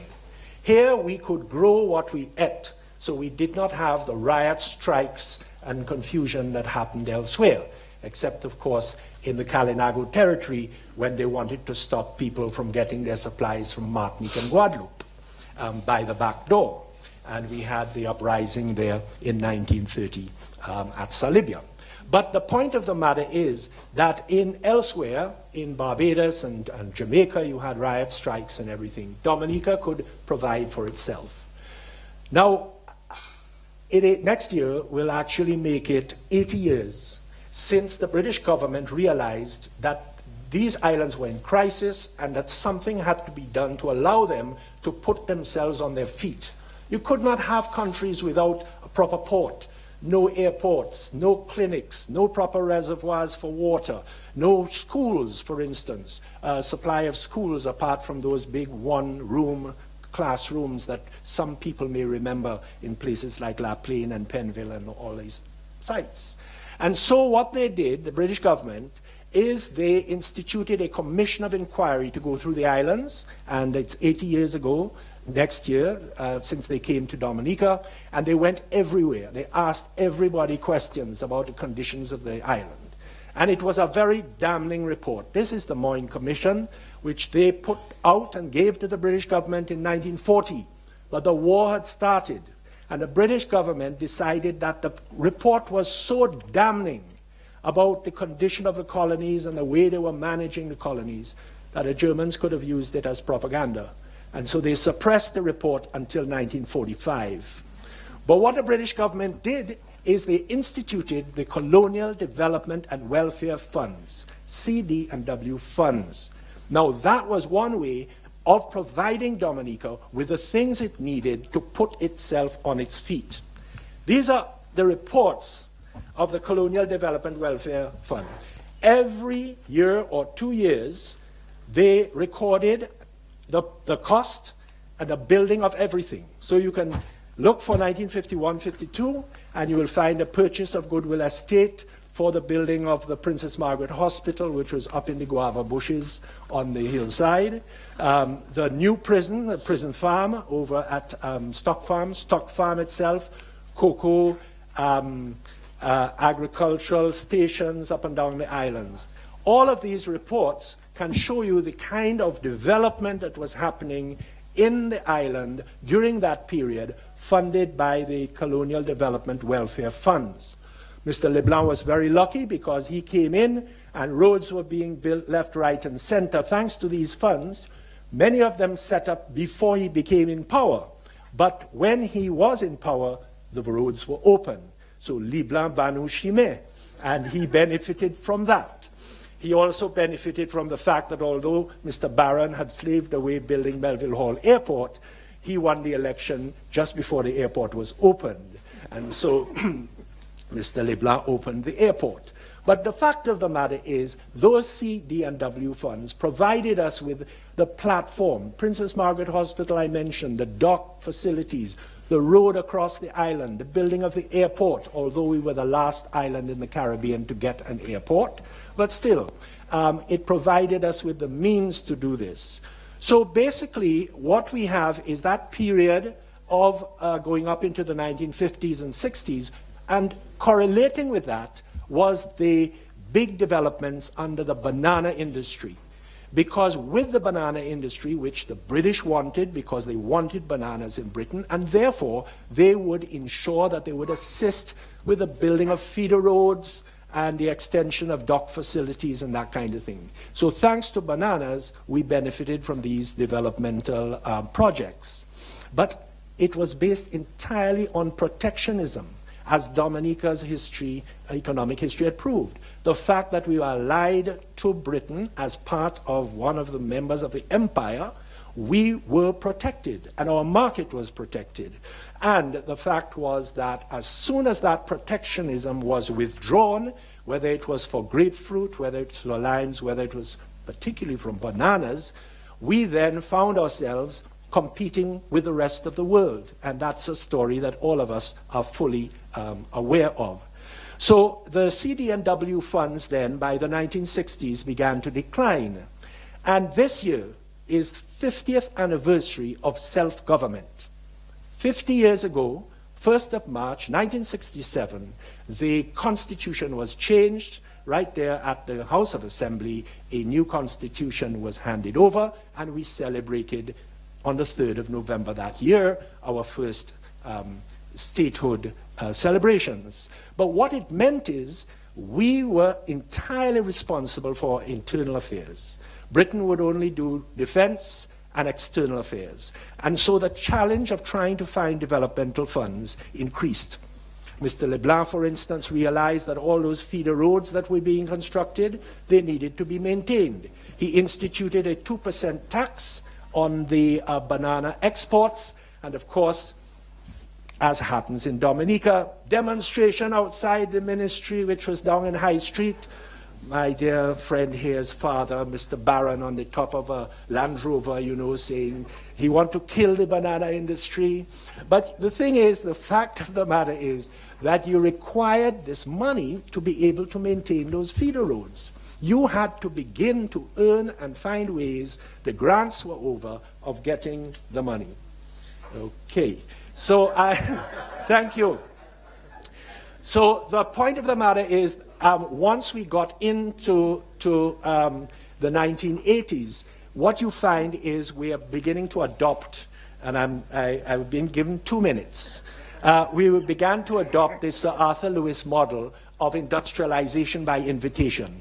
But by that time, it was already too late, because the world was expanding and it was far cheaper to have these factories in the Philippines and Guatemala and even China. And therefore, this attempt that Eugenia Charles advanced, the building of the industrial sheds, for instance, at Canefield, etc., we were late on the draw. And so this challenge continues. And on independence, we lost a lot of big investment, like Elrose and Company pulled out. Geest Industries sold off all of their land that they actually were planting bananas on because they saw what was coming up. And essentially, from the 1980s, in her independence address of 1993, Eugenia Charles outlines the situation in which we found ourselves. Our high point was 1988. The income from bananas was fantastic. We were really booming with the tourism in its limited way, but the collapse began after 1992. And she laments in that independence address of 1993 the way that things had happened. And so she also got involved in the other CBI, that is the Caribbean Basin Initiative, where they were hoping that they would draw U.S. investment with Reagan, who was a good buddy of hers, bring investment into Dominica. But of course, that did not take place. And so the challenges went into the period of the UWP, when in Eugenia Charles, on the 31st of May 1991, instituted, Parliament passed that first citizenship by investment program, which, as has been outlined by the Financial Secretary, changed and developed over time and has become what it is now. Because even the government, the party that criticized Eugenia Charles for instituting this program, when they got in power, they realized, my God, where are we going to get money from to do things for this country? And so they had to make it a new name, and they called it the Re-Engineered Economic Citizenship Program. So the point of the matter is, every administration that gets into that seat of power is faced with this amazing, challenging job. Where and how do we get this money to be able to run the country? And the Prime Minister here has had to deal with it, and he has found ways in which we are dealing with it now to be able to do what the Financial Secretary pointed out, that other than that, we'd have to be taking loans, we'd have to be borrowing money, and grants have dried up. I could go on, of course, it's a whole thesis. Yes, Lennox, but I just wanted to bring you to this particular time. And Miss, if you could engage one thing about passports, I just want to point out that when we were a British colony, all of us carried a passport called United Kingdom and Colonies. There were almost 1 billion people around the world that carried or could carry that United Kingdoms and Colonies passport, which meant that you had 1 billion people possibly coming into Dominica, because everybody had the right, just as Dominicans went to Ghana. We had a number of Dominicans that went to Ghana, and their descendants are still there. They could go to Australia because they were citizens of the British Empire. If I use my personal example, my grandfather, born in Barbados, my grandmother in Trinidad, came to settle in Dominica over 100 years ago, came, went, because they were also citizens. I'm sure there are many people here who have Kititians and other ancestors from Antigua, for instance, the whole of Barragat and Wesley, if you want, from these countries who freely could come in to live here. On the other side of my family, my grandfather was born in Singapore, my grandmother in Scotland. They came and they settled in Dominica because they had a right through their passport. And they even became members of the House of Assembly, to add to it. So the point of the matter is that although we are concerned that there are all these passports, all these citizens out there, it doesn't mean that all of them are going to come and settle in Dominica. And those that are coming in, they have already been vetted, as the financial secretary pointed out, and that there was a time prior to statehood when there were millions of people out there in the big wide world in what was the British Empire and Commonwealth carrying passports that allowed them the right to come and visit Dominica, just as it allowed Dominicans to go and live in those other countries. Thank you. Thank you, Lennox. Lennox, you have captivated the audience, and I'm sure that they have many questions that they would want to follow up with you on this. Thank you very much. The Eastern Caribbean Central Bank is the regulator who sets monetary policy and makes sure that our economies are kept on an even keel, and among other things, seeks to influence our fiscal policies. And here with us this morning is Ms. Williams, who will share with us from the perspective of the bank. Ms. Williams. Thank you. Good morning, everyone. Good morning. Let me follow my learned colleague here, Dr. Honeychurch, and also thank the moderator for recognizing all the very important people gathered here, and therefore permits me to adopt the protocols already established. It's a pleasure to be here representing the ECCB. I've been asked to speak on the CBI as a tool for financing development and not consumption. I intend to touch briefly on the characteristics and economic performance of Dominica and on sustainable development and its financing. Looking quickly at the characteristics of Dominica, because you're all familiar with that, and it is broadly similar to that of the other ECCU countries, Anguilla, Antigua and Barbuda, Grenada, Montserrat, St. Kitts and Nevis, St. Lucia, St. Vincent and the Grenadines. We know that Dominica is small, open, vulnerable to external shocks and natural disasters, and I don't have to remind you of that. Population is not only small, but dispersed throughout the island, and this has negative implications for the cost of infrastructure per capita and for fiscal and debt sustainability. We have in Dominica large infrastructure needs, but the tax base is narrow and cannot fund all of government's agenda. Over the last 10 years, economic growth has averaged about 1.6%. This is very low. And we are all too familiar that just one trough or one storm can derail or throw the economy off a cliff. Tropical Storm Erica, and the FS spoke about that, cost 1.3 billion in damages and resulted in a contraction of 2.5% in GDP. This year, 2017-2018, there's a projection for 3.1% in GDP, and we're just about to meet the target set in the Growth and Social Protection Strategy. But it is still very low. The ECCB was saying, let's try to target a growth rate of about 5%. And most of the growth we noted for this year and next year will be driven by construction activity, expected to be funded largely by CBI funds.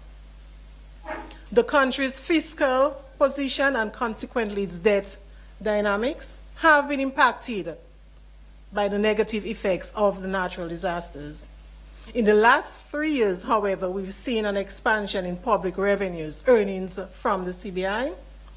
Coming from the ECCB, I must assure you that the financial sector is stable non-performing loans are still a bit high, but they're coming down, they're trending downwards, and we continue to work on resolving issues in that sector. In 2015, countries around the world adopted goals geared towards sustainable development. Goals every citizen wants. Goals to improve their well-being and the quality of life for communities. These goals address issues of poverty, education, energy, inequality, unemployment, inclusive growth, to name just a few. Crucial as well is the adoption of new technologies and a move to more of an industry-based economy. It is a tough and very tall agenda, I believe. There are also many challenges in meeting these sustainable development goals, both at the national level and international level. Nationally, as I previously mentioned, Dominica has large infrastructure needs. Dr. Honeychurch spoke about the terrain of Dominica. We are vulnerable to natural disasters. These disasters are more frequent and more intense, resulting in government, as Dr. Honeychurch indicated, having to constantly rebuild infrastructure with limited tax receipts. There are competing needs and increasing demands for water, education, health, public services. Internationally, there are also a number of long-term trends that we're seeing. Climate change, migration, these are all reshaping the global landscape. Other global challenges, public health crisis, we know of the SARS, the mad cow disease, the chickpea, the Zika, terrorism, and slower and unequal global economic growth. Therefore, a key issue for any government is how to finance development without placing undue burden on the populace.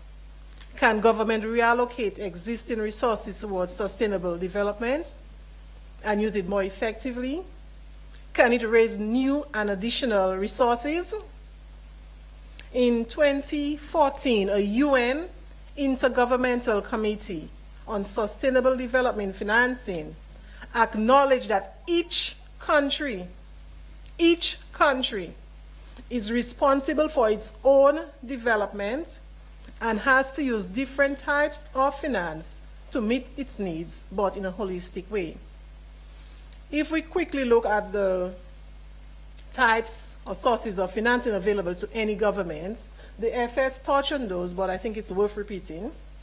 Firstly, domestic public finances through taxation, which should be fair, efficient, and transparent. How much can citizens and residents be taxed? How wide is the country's tax base?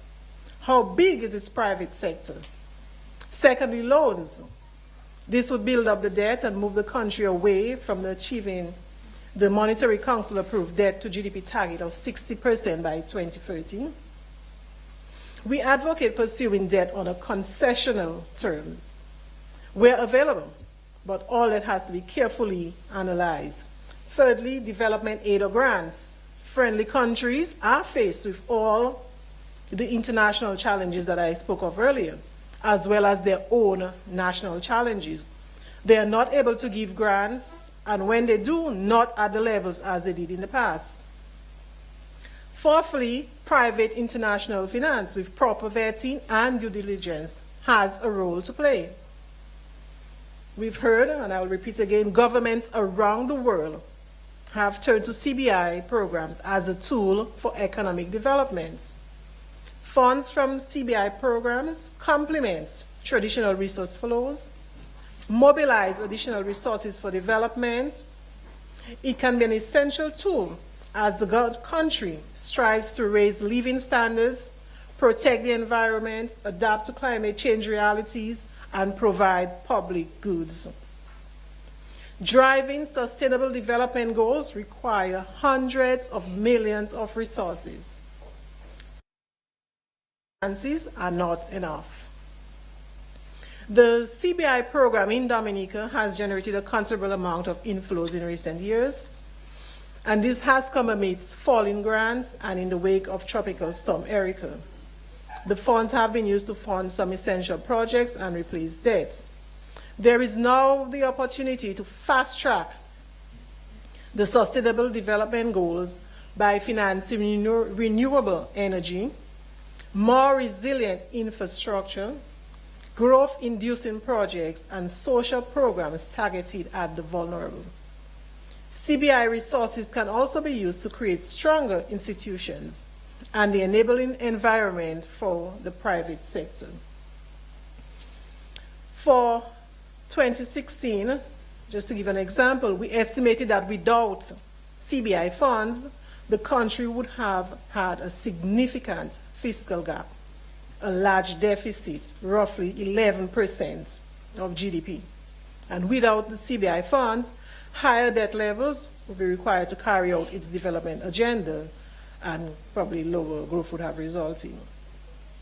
There are, of course, risks to the program, political, reputational, and the ECCB advocates that the authority should maintain the integrity of the program and use the funds to clear arrears, pay down your debts, finance infrastructure and productive sector investments, as well as establish a resiliency or vulnerability reserve fund in line with best international practices. Also to be transparent and accountable with respect to the flows. And this actually is the decision of the 86th meeting of the Monetary Council from October 2016. We recommend that targeted sectors for projects be diversified and that projects be in line with your medium-term public sector investment program and government's overall objectives. In conclusion, to quote from Sir Ronald Sanders, Antigua and Barbuda's ambassador to the US, there is nothing essentially wrong with the CBI programs or with their merit as development tools. It is the rigor of their implementation that is important, and upon such a rigor should all of the ECCU insist. Thank you.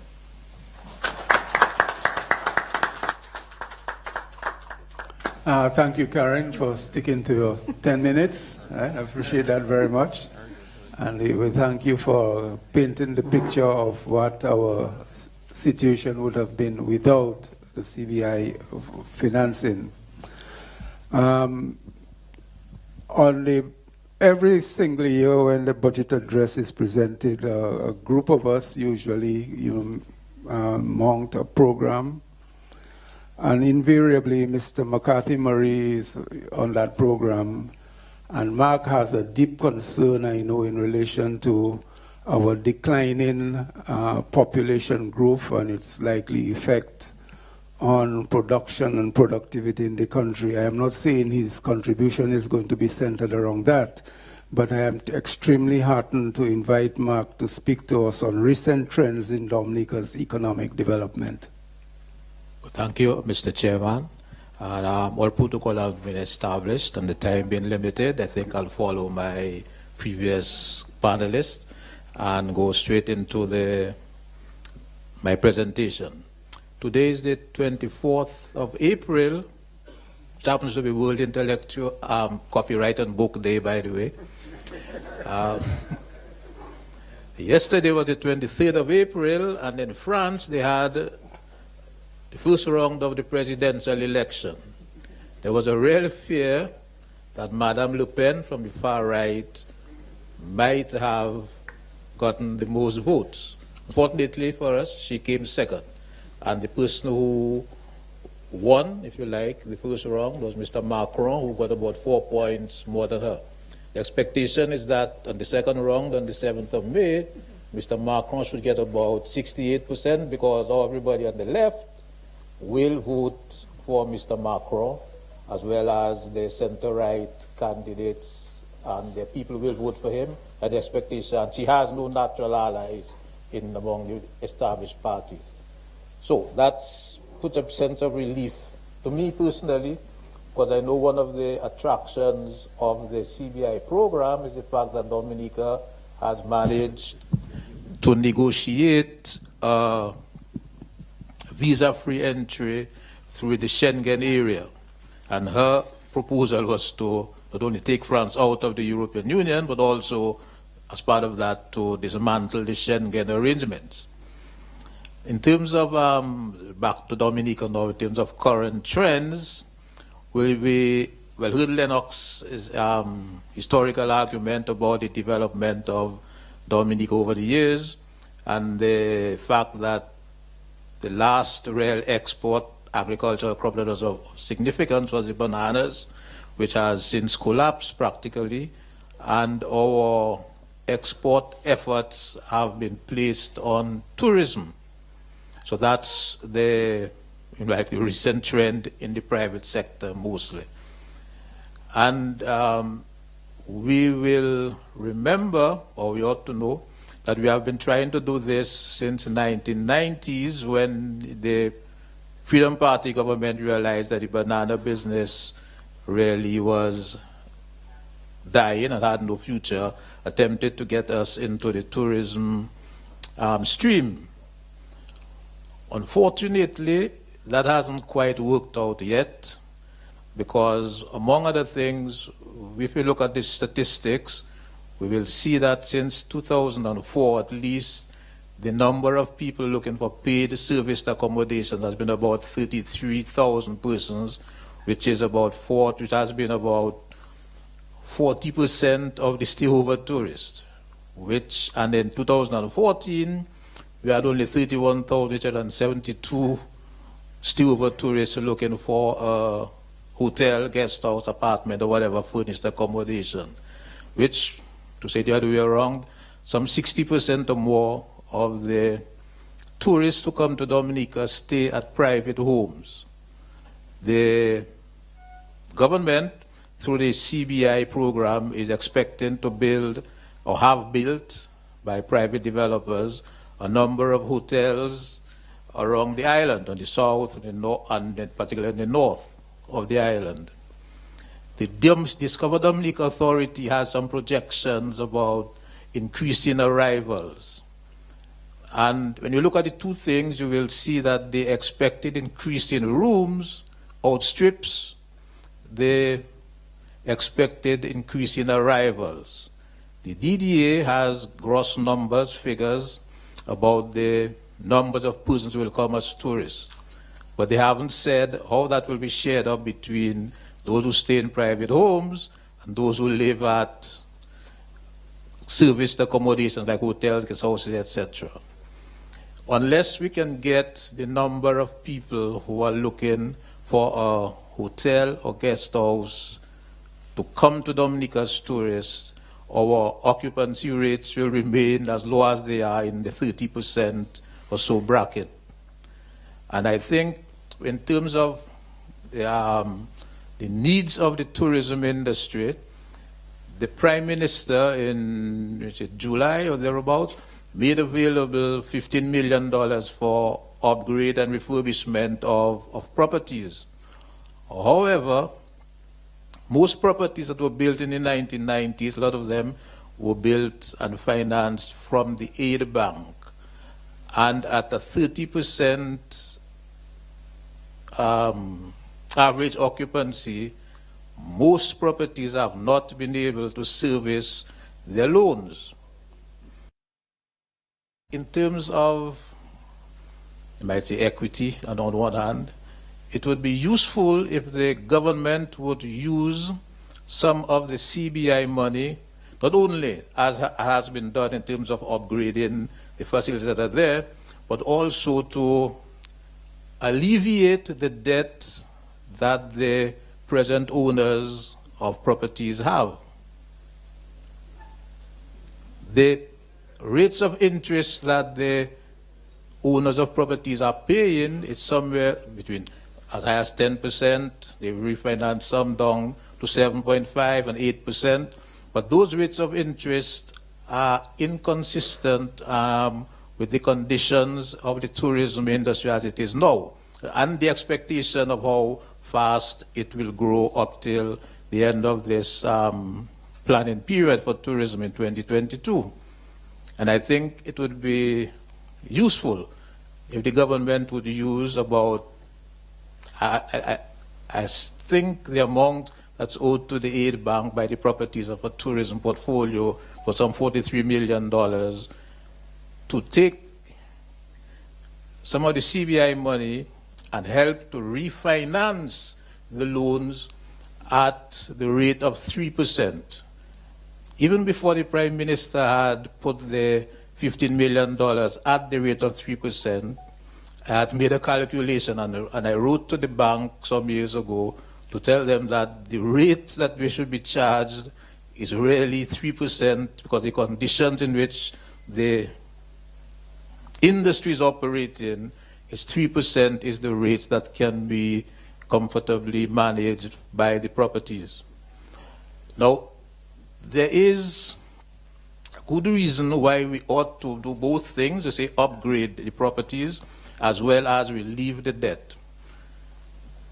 If the debt is not relieved, that means the possibility of a number of properties going out of business completely, or their plant deteriorating so much that they essentially it simply closes, not because the bank seizes you, but because you simply get no clients.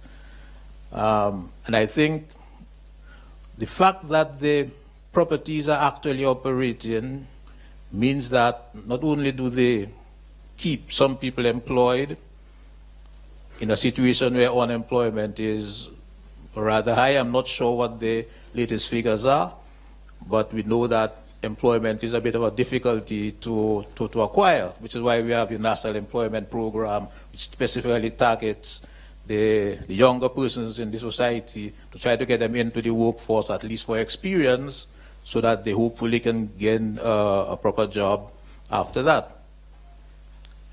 The properties that are in existence also, of course, have some clients, so they have some bills which they pay. They pay electricity bills, they pay telephone bills, we pay our workers, as you said, we contribute to Social Security Fund, etc. So it's not only useful for the owners of the properties that the financing of the old loans, let's just call them so, be reorganized and refinanced at about 3%, because it's not only the benefits the owners of the properties, but because the property money on services and goods within the society, they help to generate economic activity and keep the economy ticking along, even if they themselves are not making much of a profit or making no profit at all. The second thing I would like to say is in terms of the use of the CBI funds. I looked at the GDP and how it's deconstructed, and I noticed, you will notice if you look at it, that one of the biggest drivers of the GDP in Dominica is education, particularly private education. And public education's contribution is starting to decline because the population school children are declining. But private education is going up steadily. And I think the government, and more particularly the Ministry of Finance, should consider that we should deliberately go after expanding the number of universities we have in Dominica, because education is a thing that everybody in the world is looking out for, so that we could have 3 or so more universities built in Dominica. And we can do that by the government giving the right incentives. For example, I understand the All Saints University is going to move from Roseau to Warner to build a campus there, which means that the facilities we didn't now operate and use will become vacant. So that could be used as an incentive to investors who want to invest in education facilities to come and set up universities there. They will operate there for 2, 3 years, 4, 5 years, or what the case might be. Then they move to selected areas across the country and set up. That would, well, economists say that is a capital export, a services export, capital service export, which is considered generally to be more beneficial than consumer service export.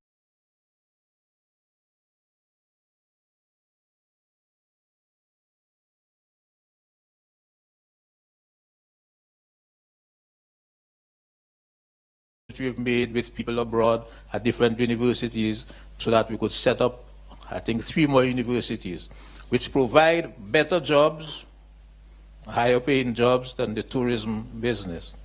And within that context, of course, the Ministry of Education should begin some manpower planning to see how we're going to prepare our people in Dominica to take as many of these jobs that are available.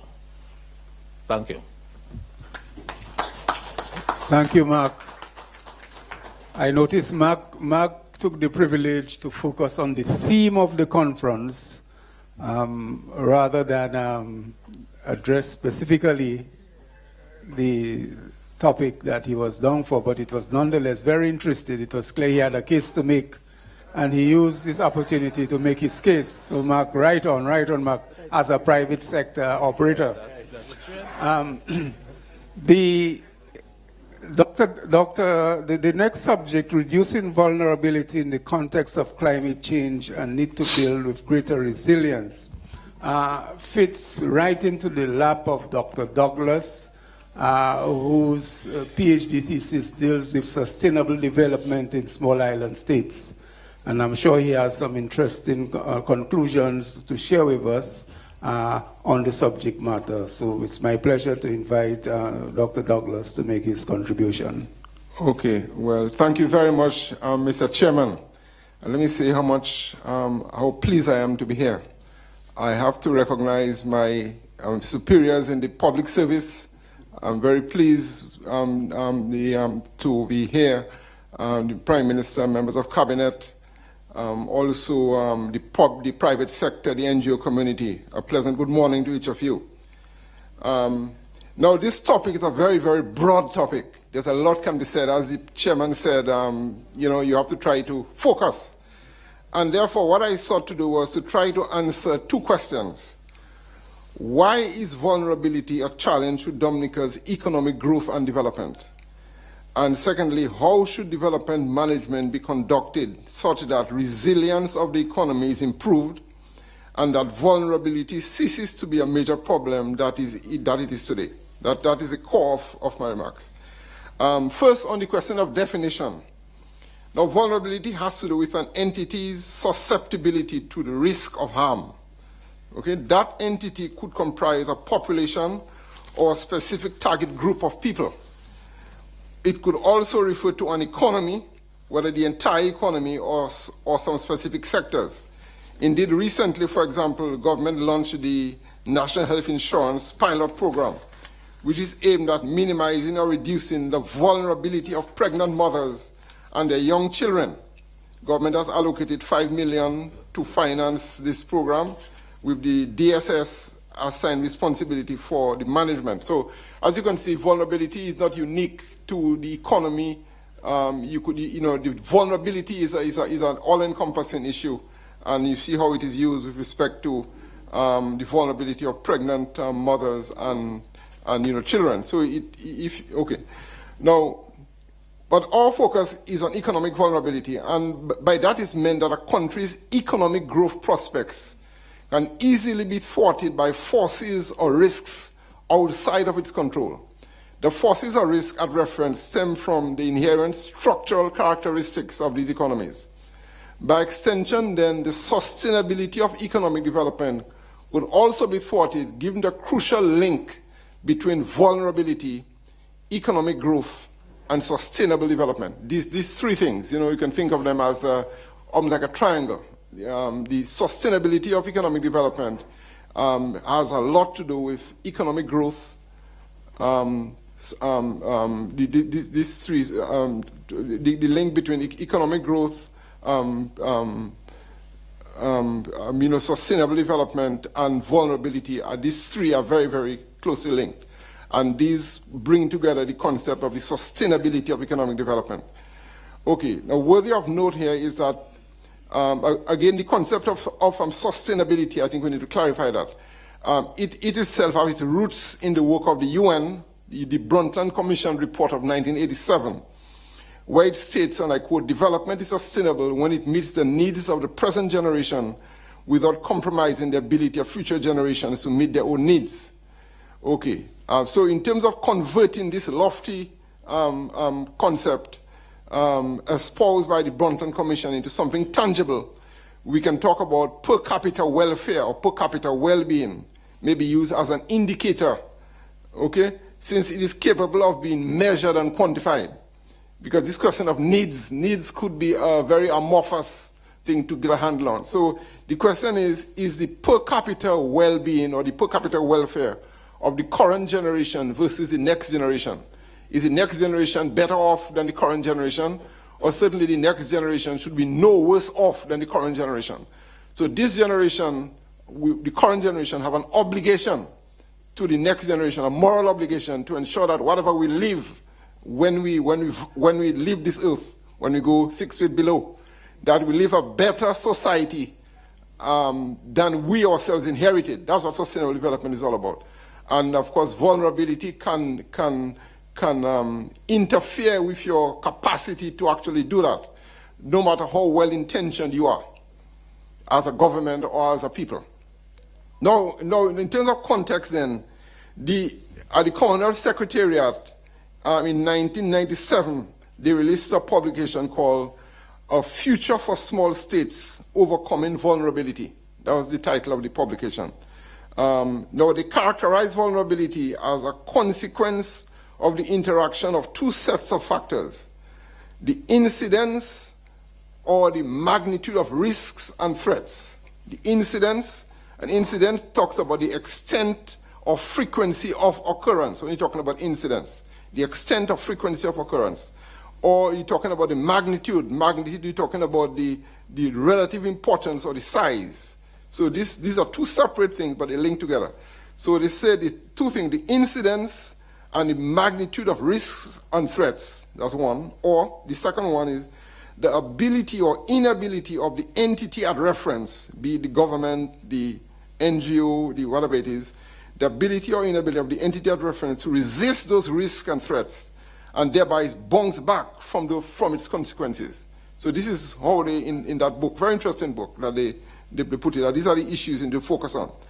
So therefore, when you're talking about bounce back, that's where the concept of resilience comes in now. What you're saying then is resilience is synonymous with low vulnerability or the absence of vulnerability.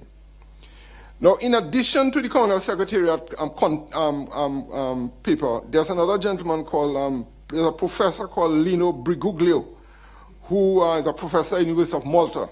Now, he talked about vulnerability, and he put together a vulnerability index. You know, you have the same way you have a consumer price index.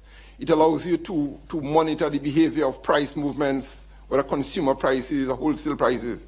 So he actually is able to monitor the vulnerability in a quantitative way. So this index then, he looked at it for 113 countries, 20 of which were what they call small island developing states, of which Dominica is one of them.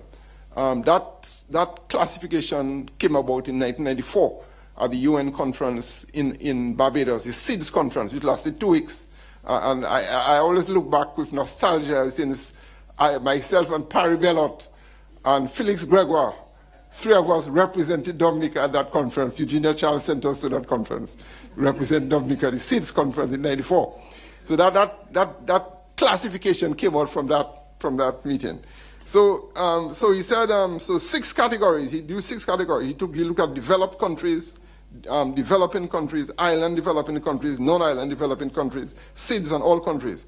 And he found that SIDS, countries like Dominica, were the most vulnerable with a mean of 0.590. And whereas the other countries, developed countries, had a mean of 0.208. So you can see we are more than twice as vulnerable. If you multiply 208 by twice, by 2, you can more than twice as vulnerable. Now, indices of vulnerability for OECS countries yielded an index of 0.679, and Dominica is 0.727. So even among OECS countries, Dominica is even more vulnerable. So just by way of context, background material. And I would say that, of course, the rugged terrain of Dominica is undoubtedly a contributing factor to its vulnerability. And that point was reconfirmed by the experience of Tropical Storm, Erika. So I now have put together a theorem, those of us who did geometry in high school, a theorem, that there's an inverse relationship between vulnerability and resilience. In other words, as your vulnerability increases, your resilience reduces, and vice versa. The more resilient you are, the less vulnerable you are. Furthermore, arising from that inverse relationship, one can also talk about viability, because the viability issue, you can talk about the viability of an economy. And I'm saying that as viability increases, as vulnerability increases, viability reduces. In other words, the more vulnerable you are, yes. Okay. Let me just say that, because you have viability and non-viability. The non-viability of an economy at reference, namely, as vulnerability increases, okay, vulnerability increases, your viability decreases. You see this kind of thing. So there's an inverse relationship as well between viability and vulnerability. So you have the inverse relationship between viability and resilience, the inverse, and you also have an inverse between viability and vulnerability. So that's the theorem. Okay, now the small and developing states. Now going back to the work of Briguglio, the literature reveals that vulnerability is embedded actually in the structure of the economy. And when you're trying to interfere with the structure of the economy, it's like trying to correct a flaw in the structure of a building. And I see a good friend, builder, is here. Mr. Paris says, yeah, the structure of a building, the beams, the pillars, and so on. So if you have a flaw in the structure of a building, is much more difficult to correct than if you have a flaw, in the tiling or in, or in the painting or this kind of thing, So we say vulnerability is embedded in the structure of small island developing states, okay? And is really a result of three factors. Again, exposure to foreign economic conditions. I'm looking at the work of Briguglio, insularity and remoteness, and the proneness to natural disasters. Proneness to natural disasters will deal with the question of climate change, that, your proneness to natural disasters. And remember, we talk about the magnitude, we talk about the incidence of those natural disasters. So that's the climate change dimension. But there's also the vulnerability to exposure to foreign economic conditions. And that is what happened to our banana industry, really. It was from that angle that it suffered. Now, with respect to the issue of climate change, it is the devastation wrought by tropical storm Erica on August 27th, involving 33 deaths, 1.3 billion in damage to the fixed capital, equivalent to 90% of our GDP, decline of our gross domestic product. That's one storm, decline of gross domestic product. As I figured up, 3.9%, and all of which arising from an unprecedented volume of rainfall in about 6 hours. So we enter in a new era, okay, on this particular matter. So what we're saying then is that in the case of our industry, is no secret the lower productivity inherent in banana production in Dominica of 5.5 to 7 tons per acre versus our competitor at 15 to 17 tons per acre, say in a country like Ecuador. Resulted in an uncompetitive product in the market. So therefore, the whole question of our competitiveness externally, especially for those goods or services, including tourism, the question, all those are issues that have to confront us as we try to overcome issues of vulnerability. So I'm saying that, but there are a lot of action that we have in fact been taking. For example, the question of the recent land use policy, I think it's a move in the right direction that was approved by government sometime, I think, in cabinet in 2014. And of course, the link to the National Fiscal Development Plan. So that is one way of mitigating the adverse impact of vulnerability on land and issues of that nature. The issue of Build Back Better, or that was mentioned in the last budget address. All these are taking us in the right direction. And the Vulnerability, Risk and Resilience Fund, which my colleague on the right and the FS mentioned, all those will take us in the right direction. So to again, given limited time now, to conclude, I'm saying that I believe that generally, I think that we're on the right track. I think, of course, we have to build on that momentum, of existing initiatives, including the operationalization of the geothermal energy onto the national electricity grid by 2018, because that in itself, in addition to the benefits to us of, as the government has mentioned, lower electricity prices, but it will send a powerful message to the international community that we are, in fact, the nature island of the world, and of course, we've already demonstrated our commitment to fighting climate change from, COP21. We've ratified the convention, as I understand it. We attended the meeting. So we have a good an image, and that is being backed up by tangible action, on the ground. So I think that in addition to the benefits of lower energy prices, electricity, the message going out there internationally is very helpful, I think, and the next stage, exporting to Martin and Guadeloupe. And of course, I want to mention also that, and just two more points, the question of the OECS Economic Union and the CSME. Now, those two that united we stand, divided we fall. If we look at what has happened under the pharmaceutical procurement service, all those things is an effective CSME, an effective OECS Economic Union. This is, again, it allows us to move away from the vulnerability. It makes us less vulnerable, in that we have strength in numbers. So this is a good thing. And I recall that William Demas, former president of the CDB, one of his addresses to the Board of Governors was the viability of the OECS countries. That was, quite a while ago. And of course, he pushed for OECS Economic Union and, this kind of thing. So, of course, we don't anticipate the political union side, but certainly the functional cooperation and the regime and the system working efficiently is very helpful. And finally, during calendar year 2017, we are hopeful that the national policy on agriculture, the agriculture policy and the MSME, the medium, small, micro enterprise policy will come into effect. Because at the end of the day, to the extent that policy can serve as a rudder, to the ship of state, which is what it's supposed to do anyway, policy really is a means to an end. So, I know while I was PS of community development, we came up with the culture policy, and I still see some of the actions being operationalized today, although that was quite a while ago. So that we're less ad hoc and we're more long-term and in terms of action now being a means to an end. So I think that will help us once it comes on stream. So my final point I would make is that although the focus is on vulnerability, but at the end of the day, vulnerability will allow us to be on a sustainable development path. That's why I went to the question of the genesis of the sustainability concept as espoused through the UN.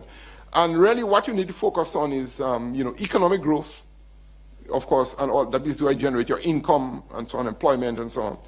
Low economic vulnerability, that's number two. Poverty alleviation, number three. And lastly, sound environmental management. And that's where the whole land use, issues of land use and these matters will arise. Thank you, Mr. Chairman.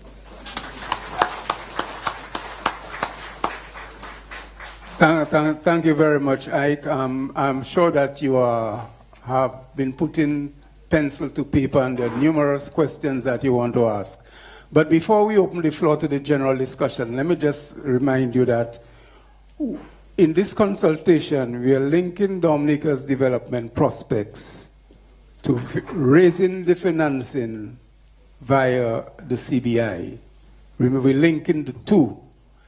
And obviously, a question that would have to come to the fore in deliberating on this subject is, if not CBI, what else? Which I think is that came out in both the Prime Minister's and the Financial Secretary's address to us.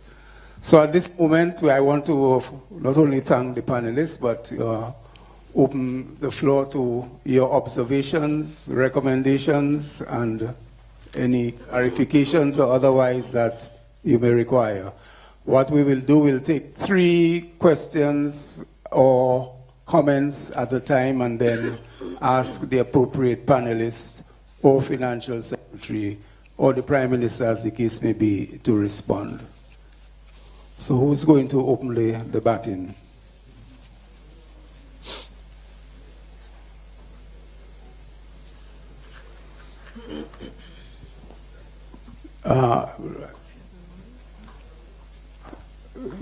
Could you you'll just say who you are, who you represent, right? Okay, my name is Curtis Augustus. I am the Secretary Treasurer of the Waterfront and Allied Workers Union, not like my name tag.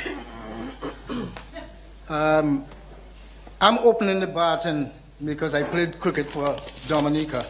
I wasn't the opening batsman, but having played cricket, you know what is involved. My comments will be related to the whole question of this consultation.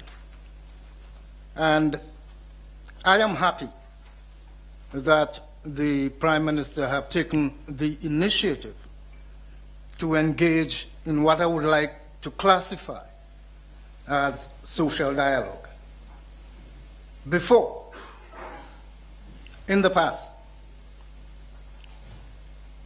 private sector organizations, including trade unions, were invited to speak to the government in relation to things that we would like to see in the budget. And we made our contribution then. But we have not had that continued in the recent past. So this initiative must be complemented. And I would hope, and I've already stated, that this should be more regular. And I'm saying so because, coming from the labor movement, as I do, and having attended a meeting in Guyana in October of last year, where we addressed the question of social dialogue, and it was recommended that such should be more regular if the whole question of development and contribution to development by the social partners could find itself in some of the policies of government. And this is where I am concerned. Now, there have been recent developments which, to my mind, precipitated this activity this morning. And I'm saying it should not be so. What we would like to see is more regular consultation, because there are things happening in our country that we would like to engage the powers that be on that. One concern that I have also, in terms of even preparing for this dialogue, is the function of the Department of Statistics. And I'm saying so because going to that department in order to get some statistical information that could inform my contribution, I found that the quarterly statistics for 2016, last quarter, is not available. And we are in the second quarter of 2017. That is not good enough, especially when you look at it from the standpoint of the vision and the mission of that department. So we have some areas of concern. And I think based on what came out from both Mark Marie and Mr. Douglas, Dr. Douglas, it informs that position, because a lot of statistical information was given in terms of percentages. And if we don't have the document from the reliable department to inform our discussion, we are going to be having some problems. So I would like to see us going back to this area of consultation, because it's going to be better for us all. Now, there have been some contributions that speaks to even productivity. And recent developments in Dominica have caused concern for the labor movement, especially the Waterfront and Allied Workers Union. I have heard, in fact, I challenge both the Attorney General and the Minister of Labor with a statement that was made by the head of the Dominica Hotel and Tourism Association, when she said that she has a strategy of circumventing the law in order to get people to have contracts which will agree that they're going to be working on a Sunday, being paid at ordinary time. A complete violation or an intended violation. And I haven't heard anything from either the Attorney General or the Minister of Labor in that regard. One would have thought that some statement would have come out saying the government will not tolerate such kind of behavior, because what we would be doing is giving the green light for everybody else to break the law. And we cannot be a country that is operating on law more in its violation than in its compliance. So I just wanted to put that on the table, and then to ask that serious consideration must be given towards engaging us more regularly in terms of consultation in relation to everything that is happening in the country. What is being done by the Labour Party, I compliment them on it, in terms of the various national, well, not national, but the consultation that they are having with their constituents. I think that is good, because then you get your constituents to tell you what they think in terms of how you are operating. And I think, well, we call it what, the town hall meetings. That is good, but it must be expanded to include all of us, because all of us make up that beautiful land that we call Dominica. So Curtis, if I thanks very much for that contribution. If I read you, one of your main concerns is the whole issue of Sunday work, right? And you would want a deeper dialogue with the policymakers on the subject. Am I catching you right? Because change is a continuum. We have to adjust. All countries have to adjust. All organizations have to adjust. Individuals have to adjust as development progresses. And I am reading it to mean that you are not necessarily opposed to Sunday work, but you would want a dialogue to determine the conditions under which it takes. Am I reading you correctly? No? Oh, absolutely wrong. Right. Okay. Okay, so you're, so, okay. Okay. You have to say no more. I think I get it. I get it. Any other observations? Yes, Bernard?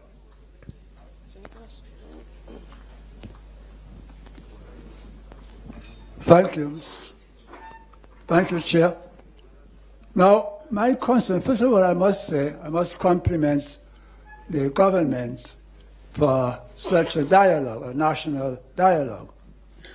I listened to the various presenters, and I don't have any comment on their presentation. In fact, most of what has been said, I think, is something lots of us are aware of.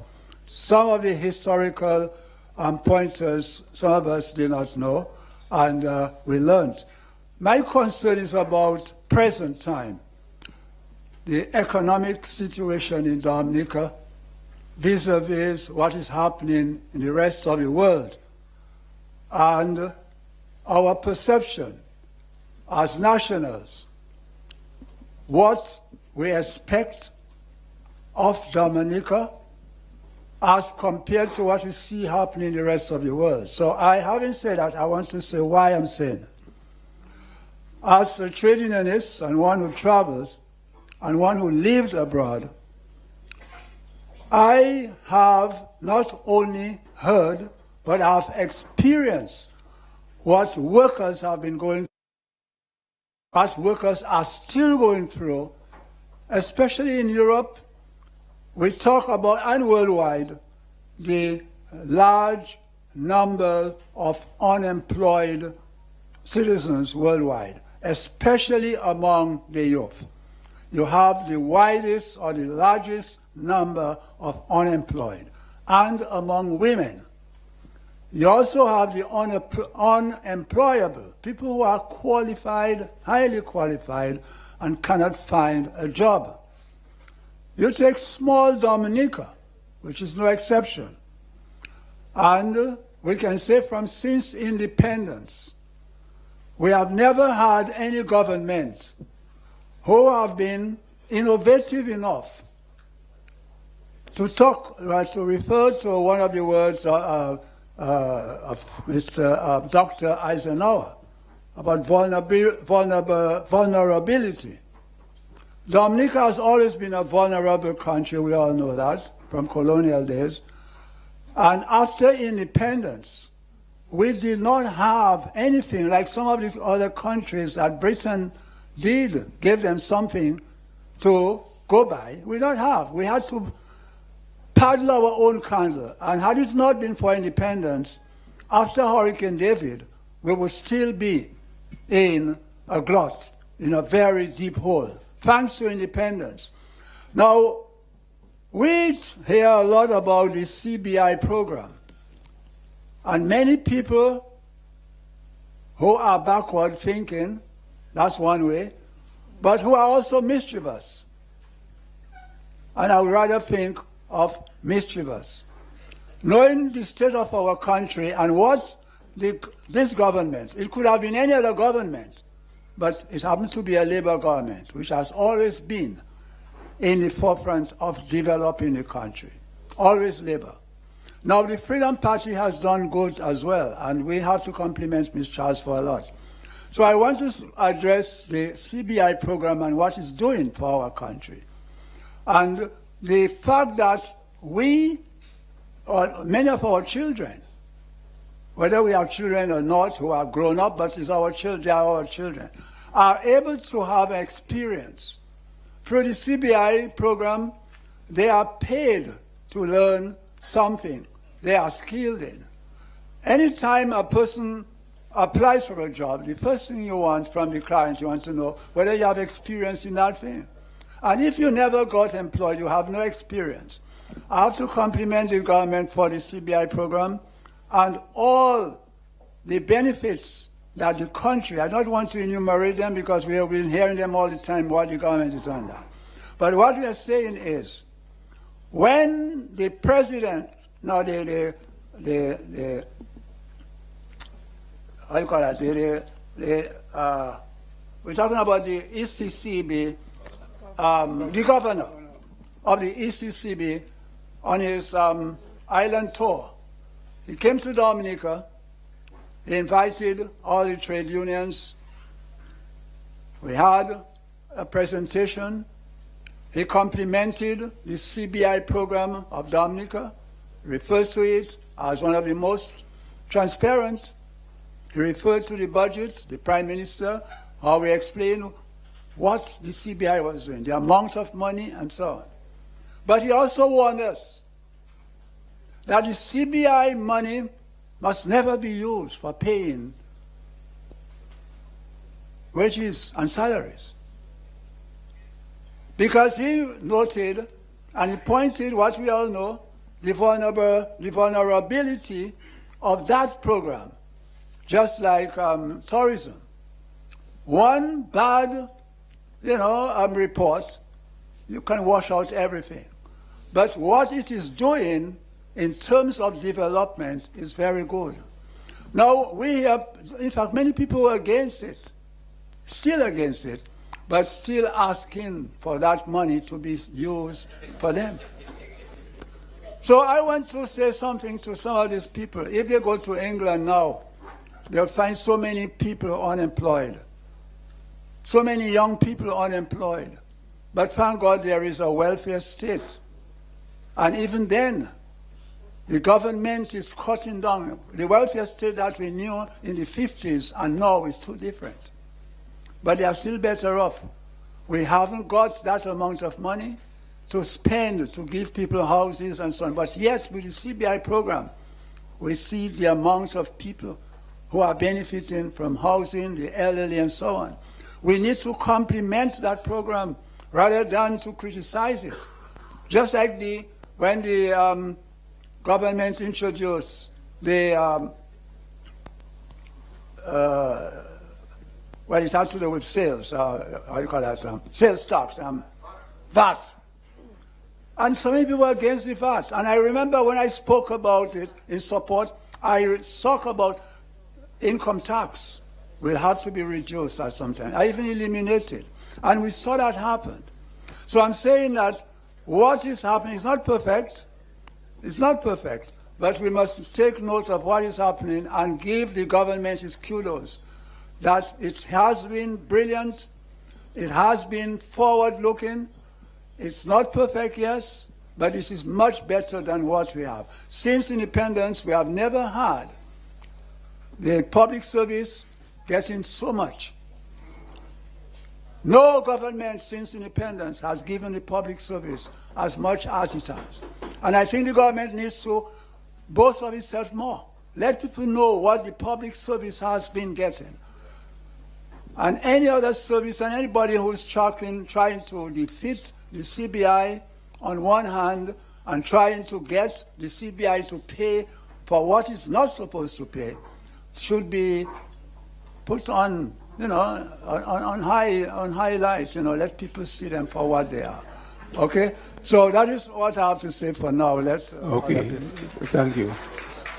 Thank you. We are running behind time, but we will continue. And I want you to exercise the same level of discipline and control as the panelists did in keeping to 10 minutes. And I would be grateful if you would keep your comments, your comments short, or if you want a question. I haven't heard any questions asked of any of the presenters. So I'll be grateful if you ask a question or make a short comment. Okay? And we haven't heard from anybody, any of the people at the back there yet. I haven't seen any hands go up at the back. Okay. Yes, go ahead. Thank you. Good morning, everyone. Paul Barron, I'm representing the National Youth Council. We wish to extend our thanks for being invited to the consultation whereby we could represent the interests of Dominica's youth. Firstly, we wish to applaud the efforts of the government and all relevant stakeholders undertaking development initiatives geared at the development of youth. I think I speak for all youth in saying that Dominica and the world is ours to inherit, and therefore we play an integral role in the process of development. We are aware that there has been remarkable achievements made in the area of education and health. We have seen also in recent times investments in small business development and entrepreneurship. Although in this area we would like to see greater access by limiting any barriers that may exist, whether technical or administrative. We are, however, concerned with the pace at which the economy can absorb the unemployed, and we can see that by testament of the scores of high school, college graduates and also students returning from university. We'd like to draw the attention to the incidences of crime and violence, although minimal as compared to other nation states, but requires attention if we are to avert any disturbances. Essentially, we can say confidently that the enabling environment does exist for the development of youth, and this consultation is one more step in the right direction. However, we do not want a situation where our streets are paved in gold and buildings erected at the expense of our social and moral fabric, often involving youth generally. So that is what I'd basically like to add to the discussion. Generally, from where we sit at the National Youth Council, we can say that there is a prosperous Dominica to inherit. Thank you. Yes, go ahead. Thank you very much. Yola and John Jules, Chairman of the Vegas Village Council, President of the, or Chairman of the Dominica Association of Local Community Authorities, President of the Caribbean Association of Local Authorities, and a member of the Board of Directors of the Commonwealth Local Government Forum. Local economic development. What I heard today from our Prime Minister and the other panelists and the other speakers, I must say and repeat the words of Mr. Edward Oliver Leblanc, who said, local government is the foundation for central government.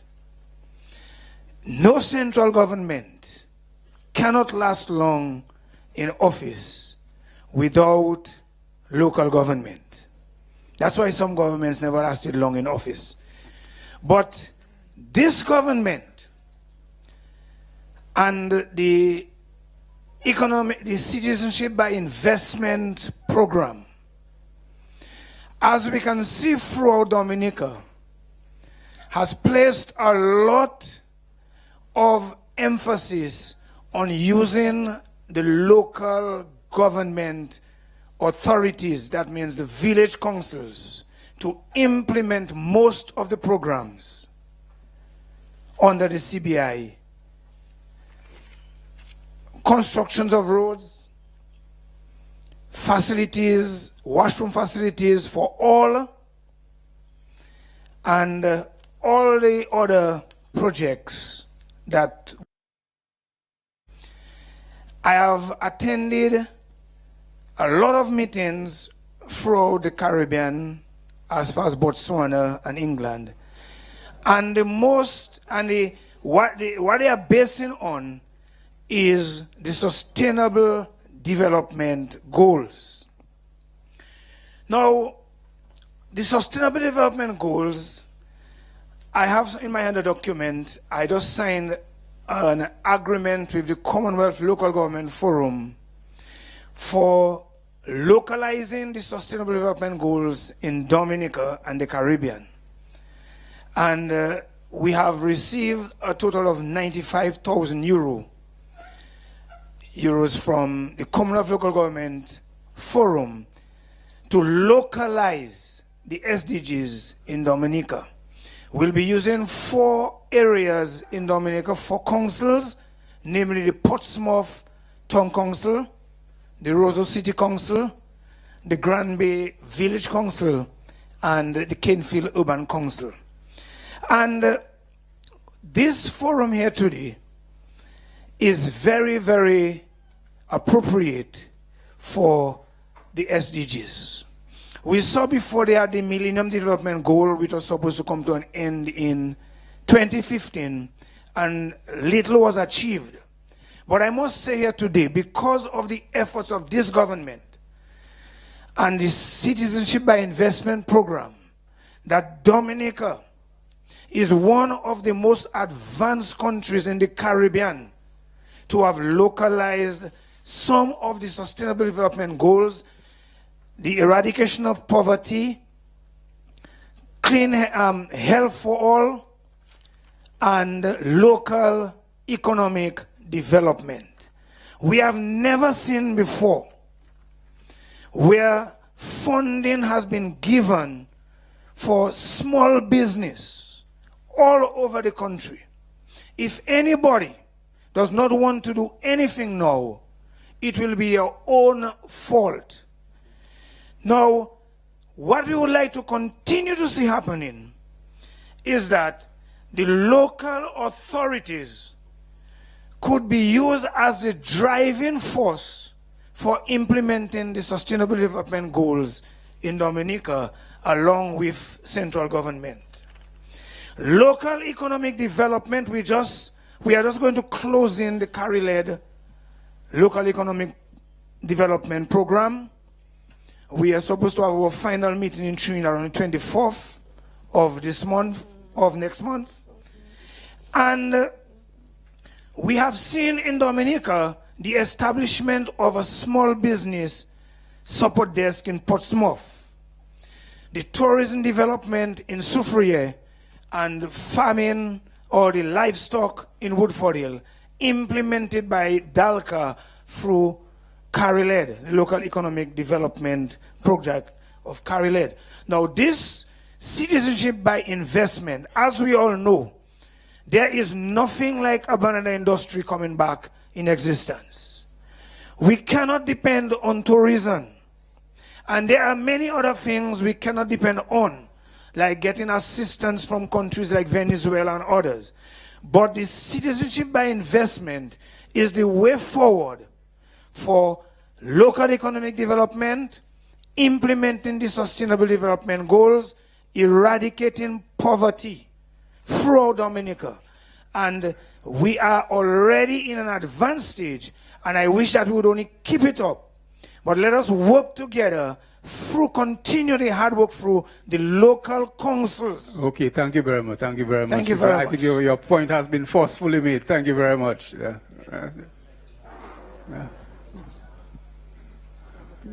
Yes, yes.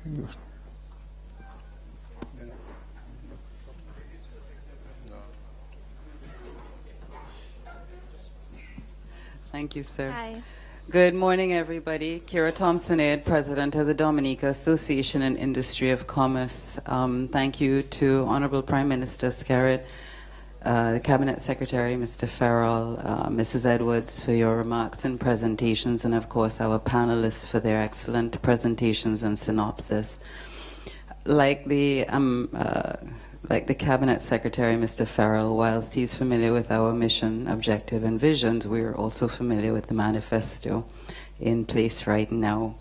With that said, my question, it is a question, I'm not going to give too much comments, I do keep it short and sweet. Ambassador Lambert, as well as Albert Einstein, highlighted the fact that the one constant is change. Our panelists, in particular Dr. Honeychurch, with his historical representation of our economic sustainable programs in Dominica over the years, also highlighted the fact that everything has a limited lifespan. With that in mind, and considering the fact that private sector knows and has to think in terms of long term, in terms of our investment and our turnover and maintaining employment for the citizens of Dominica, knowing that the CBI is not forever, has the government considered other options when it comes to its lifespan end?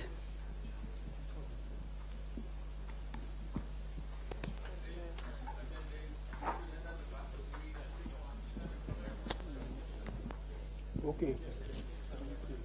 Yeah. Okay. That was the question of one of the first direct questions. So I appreciate that question. We haven't been getting many questions. We've been getting commentaries, some fairly lengthy ones at that. Okay, yes, Eliud? Hi. A student? Okay, go ahead. My name is Stephanie Pascal, and I'm the student body president of the Dominica State College. And first of all, I'd like to say thank you for inviting us to this forum. Oftentimes, we the youth are left out of these important talks, and they are critical to our development and our future, so I would like to say thank you. But my question is, during this talk, we heard a lot about the CBI program, but little to no mention was made of the negative impacts or the negative effects of the CBI program. And as an economics major, I learned that if you want to implement any policy, you must thoroughly look into both the positive and the negative aspects of the policy. So I'd like you guys to tell me a little bit of the negative impacts, and if the positive impacts of the CBI outweigh the negative. Thank you. Very good and interesting question. We'll take one more question before we have a round of answers at the back here. Yes, thank you very much, Mr. Chairman. With a while. Yes. The United Nations Commission on Broadband, the World Bank, the United Nations Commission on Sustainable Development, and even the World Economic Forum have all agreed that ICT and telecommunication services play an integral role in the economic development of all states. They went further to say that with a 10% penetration in broadband, you can have 3 to 5% growth, GDP growth. Question, have we or are we going to concentrate, since from Dr. Honeychurch's presentation, it was very, very inspirational, we have a topological problem, and as an engineer, I know the issue of the terrain of Dominica. How are we then going to move away from this challenge that we have, or are we going to utilize that challenge to our benefit by using technology to facilitate every sector of the economy? And I'm saying that because the various organizations I've just mentioned have clearly stated that we can use technology to augment a major aspect of our economic sustenance. So I want to find out how we can use technology to create alternative services and lifestyles for our people. In terms of the finance people there from ECCB, how does the ECCB and even our local financial institutions, are they willing to use what we call electronic funding or Bitcoin in the development of the economic forum? I was in a meeting recently in a conference call, and we just came from an ICT meeting in Antigua, and some manager from the bank in Trinidad is now looking at how they can use Bitcoin and other forms of electronic commerce to facilitate the banking system. That can in itself can create a lot of employment and other services. So from an ECCB standpoint, an economic standpoint, how can we use the emerging technologies in Bitcoin to facilitate that area? And in terms of Dr. Eisenhower Douglas, you mentioned the issue of vulnerability. Are there certain technologies, for example, GIS technology, that we can use to begin to predict issues? We use those type of services to develop new areas of growth, new employment opportunities, and so forth. Thank you, Mr. Thomas. Although I suspect that you know the answer to one of the questions you asked, if not all of them, okay, because you're supposed to be advising your minister on these very subjects, right? Okay, Mr. former President. Okay, thank you, Mr. Chair.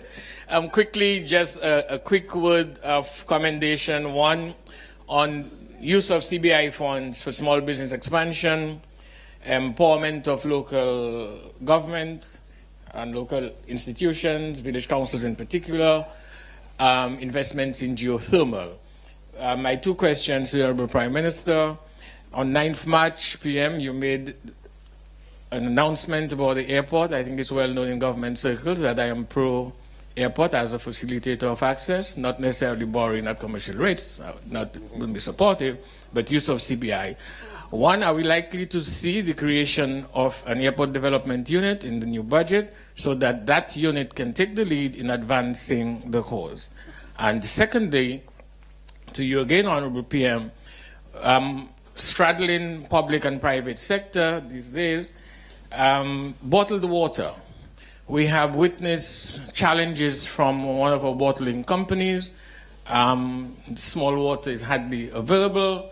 Are we likely to see the possibility of use of CBI funds that could support expansion of bottled water, either as a collaboration with the WASCO and the private sector company, the WASCO alone as starting and later passing on to the private sector, or support to the private sector company so that we can have sustainable jobs in the whole idea using CBI? Thanks. Okay, thank you. We will get some responses now. Lennox, you wanted to say something before? Okay, before you forget. Yes, thank you very much for those responses. I think when it comes to jobs and employment, one of the problems we've had historically is the presence of the plantation, and then in the 20th century, the concept of investment by invitation has led us to believe that we will earn wages from a job People will descend, whether they're a plantation, whether they're a factory shed, and employ people. I think we have to put ourselves in a totally new mindset, and already it's being worked on by the CBI. The reality is entrepreneurship and self-employment. No longer are people going to descend on Dominica, maybe a hotel here and there, but no longer are people going to descend on Dominica or any of our other islands and open huge, long, massive sheds of people that are going to go every morning and earn employment. We have to be realistic about this. And therefore, we have to develop programs for self-employment, entrepreneurship. And we already see it happening. And I want to point out to one of the most fantastic self-entrepreneurship organizations in Dominica, and that is PAYS, P-A-Y-S, in Portsmouth. This was a situation where in the 1980s, we had a terrible situation on our hands as far as tourism was concerned. In Portsmouth, there were murders, there was attacks on yachts and other things like that. A new generation of young people in Portsmouth realized the opportunities that were available to them and themselves built up an industry now. This season we had, during the months of March, over 100 yachts were in Portsmouth on some days, all because of the fact that the message has got out there in the yachting fraternity across the Caribbean that Portsmouth is safe, and that there is this organization there that will assist both in security, in supply, and everybody is benefiting. And this is what we have to prove and show. So it's this new mindset that we have to come in. Everybody's saying, where we don't have jobs, why you don't give us jobs? We have to, because of the reality of the situation, we have to do a business about entrepreneurship, self-employment, and seeking out those opportunities where they are. The other little historical thing I want to point out is, and Mrs. Aird has already pointed, I know I should be using your other name, but I forgot it. Thompson, yes, yeah. So the whole point of the fact that, like the oil industry in Trinidad, this CBI thing will fluctuate. Even if it doesn't disappear completely, there'll be boom period and they will be on. And it means that we have to spend it very wisely indeed, investing into productive enterprises for income generation. Do not do like Trinidad did in the 1970s and think, wow, things are sweet, we have money flowing, and waste the money. And when the 1980s, 90s came, Trinidad had some real serious issues to deal with. I know the government has this already in mind. We had the financial secretary make this point as well. But let us always remember that this, like bananas, like limes, like oranges, like everything else, has its rise and fall. And we must focus on using that CBI money for things that are going to promote income generation and future investment for the production of funds for the running of the country. Thanks. Could I just maybe add to what Lennox was saying there? If you remember, I started my presentation by mentioning the election in France, which most people here probably have no interest in, or didn't even listen to the news as what happened. The point I was trying to make, which I probably didn't say explicitly, was that things can happen way outside of our control that are completely unforeseen, that brings not necessarily an end, but a severe dent in the inflow of the revenue. So the revenue that has come has to be used wisely. And I would make a suggestion to Mr. Bennett Austria, I think his name is, the ITC, Telecoms Director. Part of the problem with the use of technology has to do with structure of the population. The elder persons in the society, if we need them to participate in it, we have to set up special programs to teach them to use the technology. And secondly, I would say, in the digital space, we in the Caribbean are participants practically only as consumers. And we need, probably CBI can get in here, to turn that around so that we become producers who have digital goods for sale. And I would think the Ministry of Education should be planning in 3-4 years' time to begin to teach coding, computer coding, in the primary school level. Because it's already predicted and known that if you can't write computer code by 2030, you will be illiterate, no matter how much you can write on a pen. So I think we need to prepare the population to participate in the digital world. Yeah. Just on the question that was raised about ensuring that we face this vulnerable situation that we're in, climate-wise and whatever. Already the government has embarked on this building better. And I just want to use one case in point to prove this point. Makushri Valley and its bridge. In 1916, the devastating hurricane of 1916 swept away the existing Makushri Bridge. I have read the letters of the engineer to the administrator where he says, essentially, back in 1916, over 100 years ago, we have got to build a much better and stronger bridge than what was there before. By 1920, they had built that bridge. And that bridge is still standing and is still used. In fact, in spite of the Bailey Bridge sweeping away since it was put up, that cast concrete 1920 bridge is still in use. But we have to then go to the 1960s when the West Coast Road was being built under a very tight budget, and they wanted it done, and therefore they did it as speedily and as cheaply as possible. And all they did is they cast a concrete box and they piled tarish around it. And that was what went in Erica, because the power of the water swept the tarish away and tipped the concrete box upside down. But the 1920s bridge remained. And so when we say build back better, let us ensure that, as I hope already is being done, I see a lot of heavy-duty concrete work being implied, that CBI money that we are using to rebuild things be used with engineering skills that are going to really ensure that such a bridge can last for another 100 years or so. Thanks. Okay, thank you. Now we have some questions to be answered now, and just to recap quickly, because between the Prime Minister and the Financial Secretary, have we thought or are we thinking of an alternative to the Citizenship by Investment Program? What are the negative effects of the Citizenship by Investment Program? Then there's questions on technology and the use of ICT.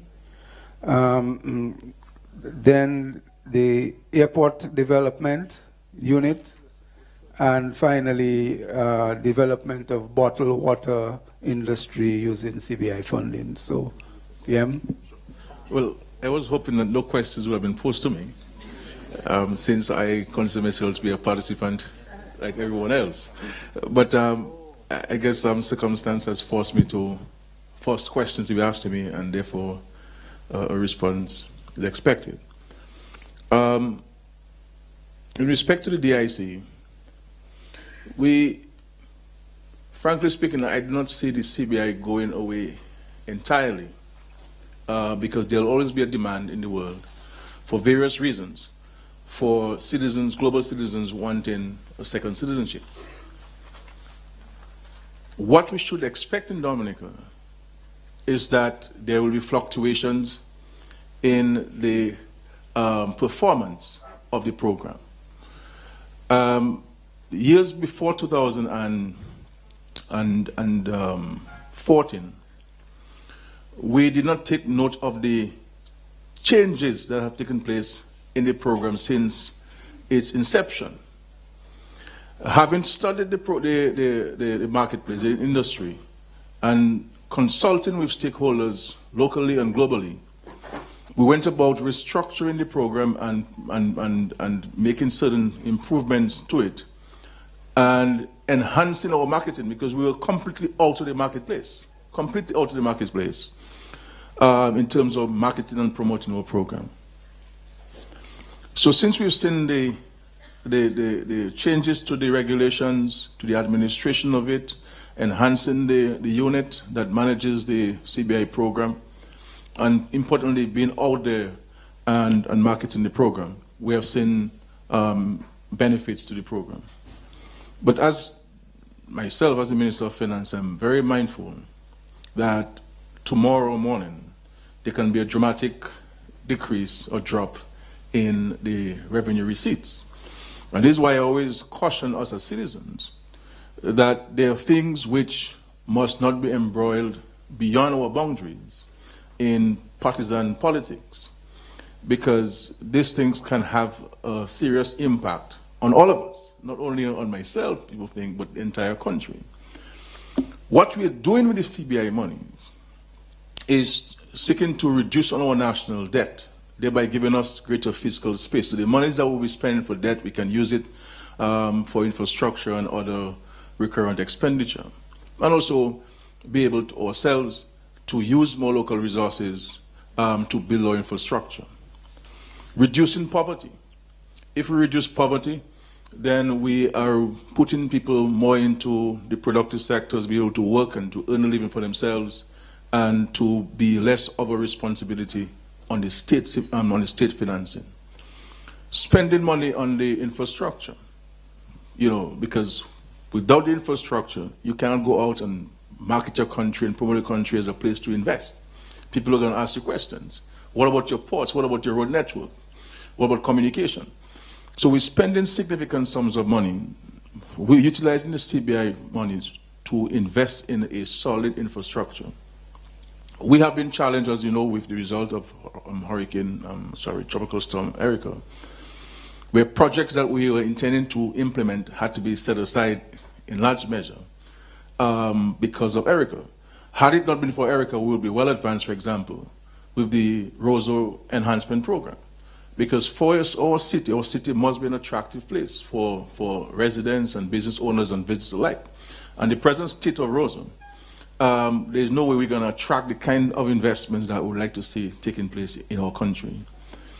But we have given you an idea as to what we really wanted to do with the Roseau enhancement in respect to the new West Bridge, which will be commissioned on the 1st of May this year. And we intend to continue once the resources continue to be made available to us.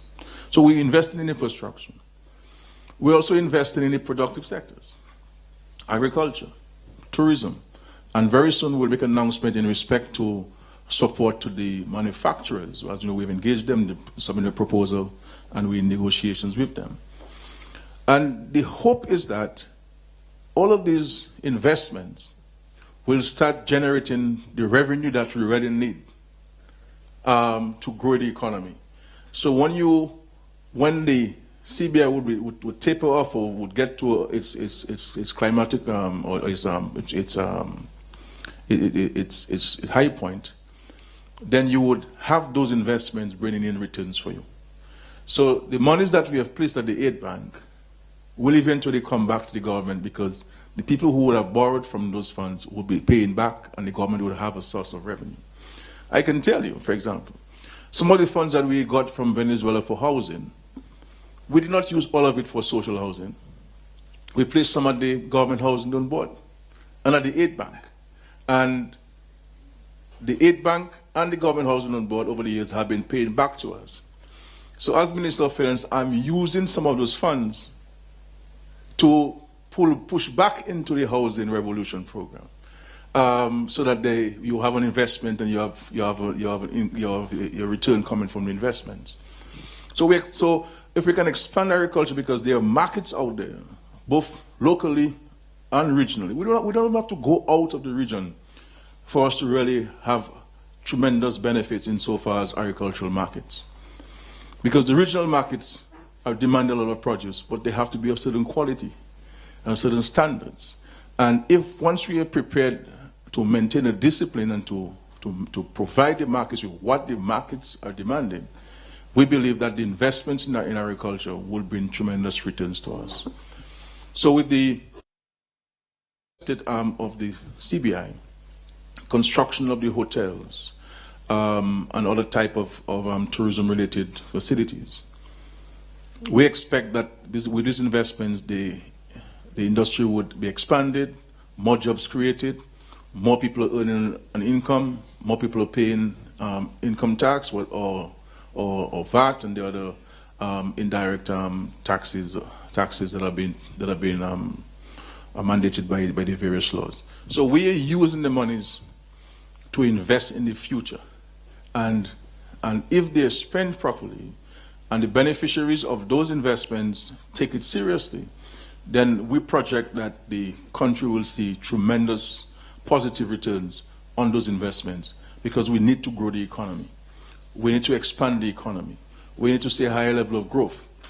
And with this non-tax, non-loan source of financing, we have a good opportunity, if we work together, to ensure that we can see the kind of returns that we'd like to see. When, and we have to say when, because I prefer to prepare for the worst than to prepare for the best. So we're preparing for the worst case scenario, where there will be a dramatic drop in the marketplace. And this is why I have taken upon myself, as the Minister of Finance, Prime Minister, to go to the marketplace. And I just came from a 4-city visit in 3 days, and met with about 15 of the top global service providers of the CBI, and to engage them in consultations. How are things? What do we need to do to enhance our program? And I will be rolling out, subject to the approval of the Cabinet, some administrative changes to our program to ensure that our program can continue to be competitive and attractive in the industry. So these are some of the things that we will do. In respect to my dear student from the Dominica State College, very important question. And we agree with you that everything has its positives and its negatives. What we have done in ensuring that we address the negatives is to capture them in regulations and to ensure that our due diligence processes are never compromised for any applicant. So because one error or one person slipping through the cracks can create a very serious problem for the entire program. So we're very mindful of that. So while we are seeing tremendous financial benefits insofar as the program is concerned, the due diligence in the government's mind is the most critical component of the whole process. And we're ensuring that we maintain the high level of due diligence, because it can have a serious impact on our country, on our citizenry, if we do not maintain the high levels of due diligence which we're currently maintaining. In respect to the international airport and whether we're proceeding with it, whether we will see the setup of a unit in the budget and so forth, of an airport development unit, I will have the occasion to report to the country more extensively on the matter relating to the international airport. But suffice it to say, last year we engaged a firm to do a feasibility study of the possibility of an international airport for Dominica, and to advise us on the best suited site. So all of the sites that we've been speaking about historically, except the one in Poguglu in Portsmouth, we gave consideration to those sites. I can say to you that what the experts are saying, they did not give much attention to this site, but actually the best site that they identified was in the vicinity of Roseau University on this length of road in Portsmouth. But you understand the associated issues with that. But they have found a site in enough closer to Woodfordville, closer to where the BUGHs are identified, not the precise location, but certainly in that locality. And they have advised us, and we did a number of studies quietly. Those of you who may have seen a small, I should say, it's a small little plane at that's how small it was at Melville Lawn. That was used to do some certain studies and so forth. So a lot of work was done in the last 6 months, quietly. So they came back and reported to us on the 20th of April with this one site which we believe would minimize on dislocation, minimize on cotton fill that would have to take place. And we will be looking at a runway of 2,500 meters in length and associated accompaniments. The projected cost of it, everything included, except for land acquisition, a complete terminal and all the necessary components of an airport, would be in the region of $220 million US. That's the cost and so forth. That's the cost for the airport that's been proposed. We have given, and I'm hoping that we will take a decision this week, the go-ahead to do the additional studies. So, commissioning of an environmental impact assessment, more soil studies to better inform us of the type of soil that we're dealing with on that particular site. Once we get back the EIA and we get back this further studies of the soil, then the intention is to move to the design phase so that we can come back to the country in a much more comprehensive consultation like this, including one in the Woodford area, to present this proposal to the people of the country, to our citizens, and to get your views, your suggestions on the international airport and how do we believe we will go about constructing this airport. My personal view has always been, and that of the party which I have the honor to lead, is that the international airport is important for a number of reasons. We don't have to debate it here, we don't have time. But our concern has always been, how do you go about paying for it? If you're to borrow for this, then all of you here will be in problems, including our children. And there's no bank that will give you that kind of money. St. Vincent built an airport, and they got not 1 cent from the World Bank, and they got not 1 cent from the CDB. Understand? They had to do a very creative way of constructing this airport. And the historian here will tell you, and most of the countries in the Caribbean which now have airports got it from the Allied Forces. The foundation was from the Allied Forces. One can think of, had it not been for the Allied Forces, how many of them would be really at this level of airport development? So we have to build ours by ourselves. We in the government, we have some certain ideas as to how we go about financing it. The intention of the government is to set up an airport development fund, and every month allocate from the CBI funds a particular percentage that will go to that fund, the airport development fund, with a view to raising as much money as possible. And we also have some other creative ways that we will articulate to the country at the appropriate time. With regards to bottled water, I can say to you up front, without going into details, that we're prepared to engage either the 2 existing water companies on their plans for expansion of the water, of the bottled water, and to see how the government can partner with them to realize those objectives to the wider benefit of the people of the country, and of course exports and so forth. So these are some areas, and as you know, we're prepared to engage once we have a sustainable proposal that meets the due diligence test of its own viability and sustainability. Thank you. Thank you, PM. The issue of Sunday, and my dear friend from the union who's been very strident to his views, we apologize if we had not call up the DHTA for this public statement. I did not hear it myself, but I am apologizing on the part of the government for not responding. What I have said to the private sector very clearly is that they need to engage the unions, they need to engage the religious communities on this particular matter, because it's a sensitive matter for both the unions and the religious communities.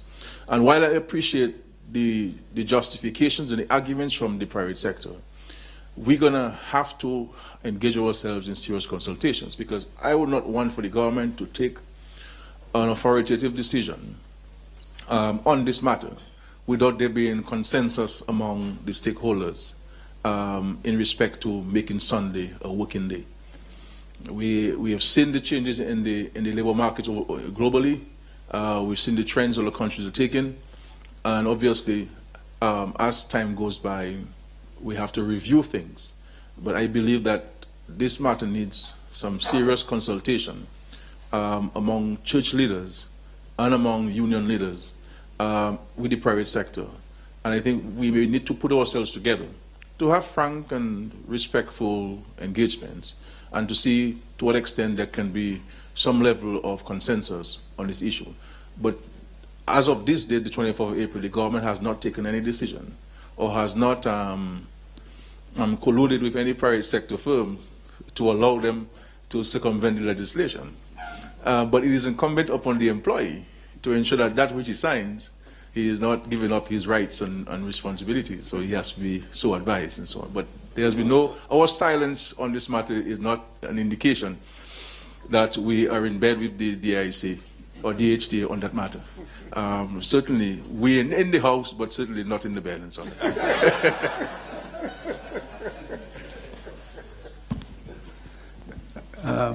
Yes, Mr. Mackenzie. Oh, before you do, there is an electronic financing matter that on Bitcoin that the ECCB wants to respond to. So, right, just respond to that question with respect to digital currency, e-money. Yeah. Yeah, let's bring it closer to you. Yes, someone asked a question with respect to Bitcoin. What I will say to that is that it is an issue that we have recognized that is emerging. We ourselves have been advocating for use of less cash. Just last year, I believe, we saw in St. Kitts, owner of a security firm being killed while transporting cash for a business. So we've been advocating for the use of less cash in an effort to reduce crime. We also have seen private individuals innovating and introducing aspects of e-money.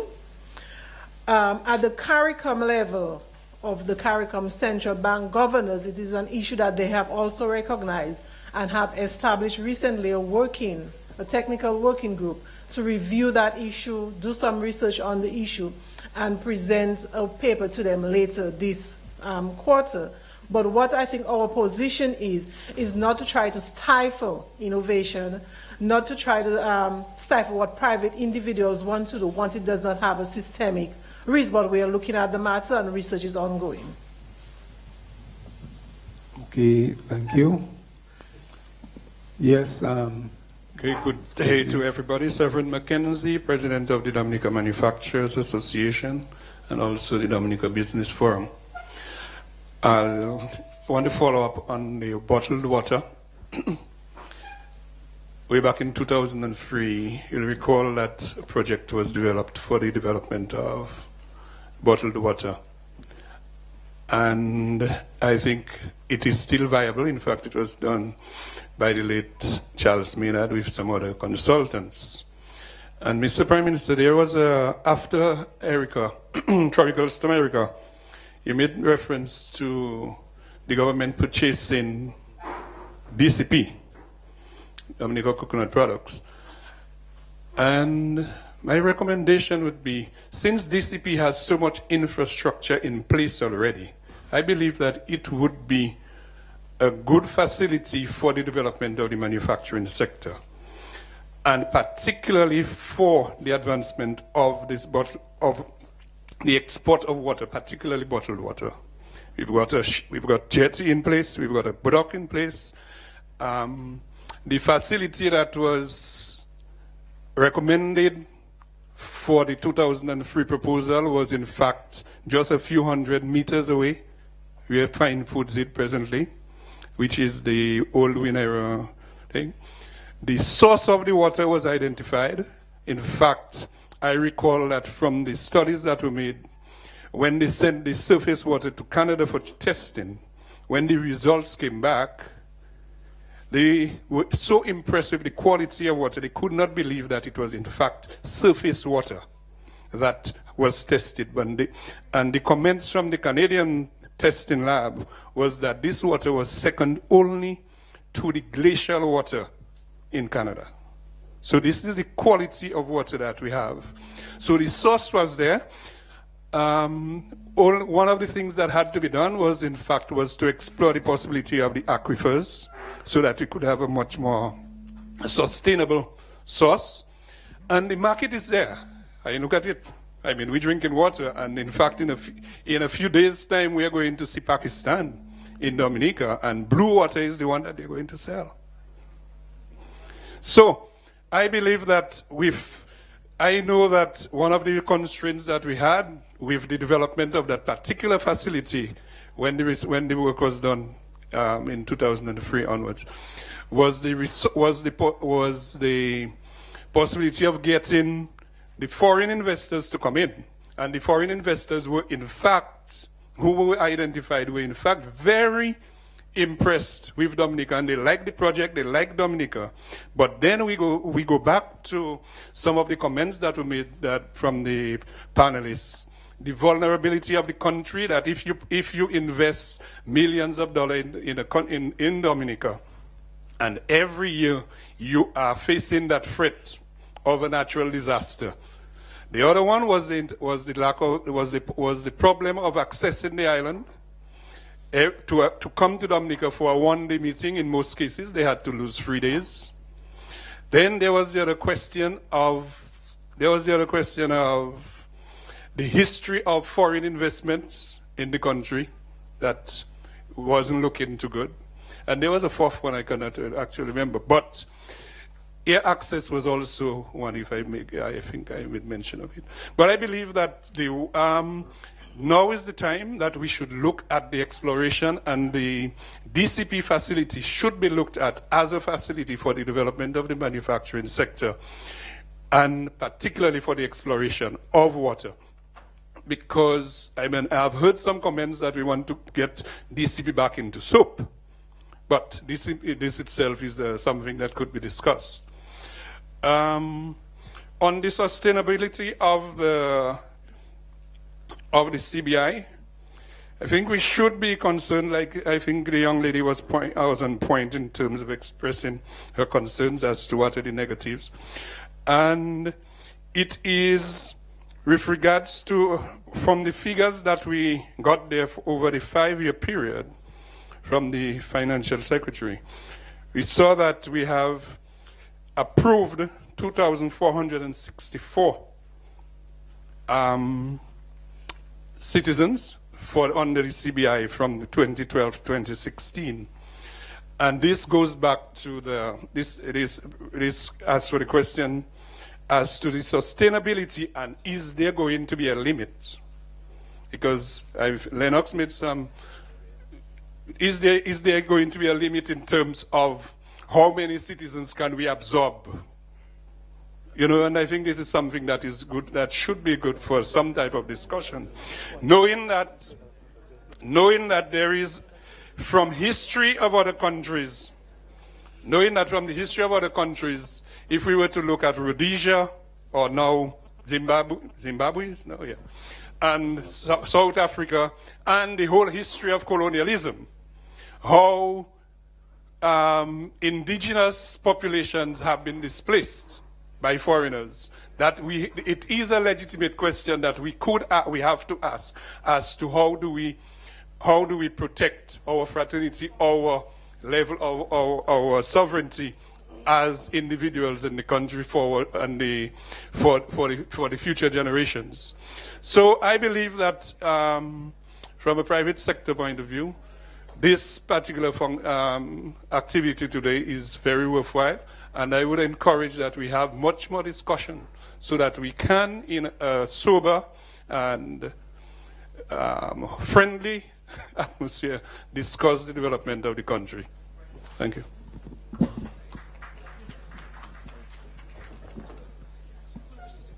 Donald. Thank you, Mr. Chairman. I have one question, probably to you, Lennox. The government invests thousands, hundreds of thousands of dollars in education, which is where it's supposed to go, and they have taken the brave stand of funding education from early childhood to tertiary, even against UNESCO and World Bank advice on tertiary.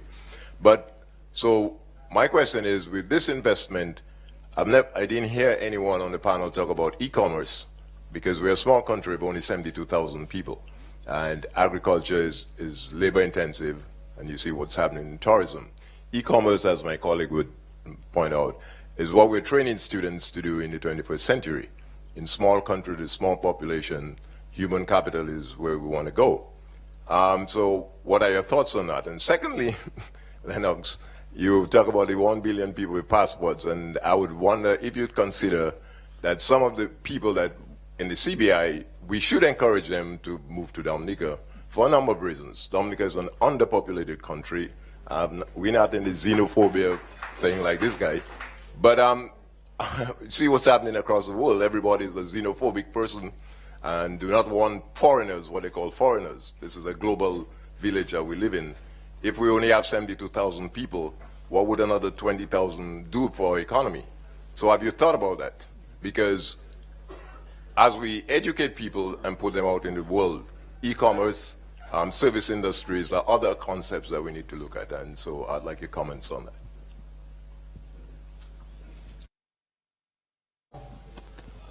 Let me see if I can answer Dr.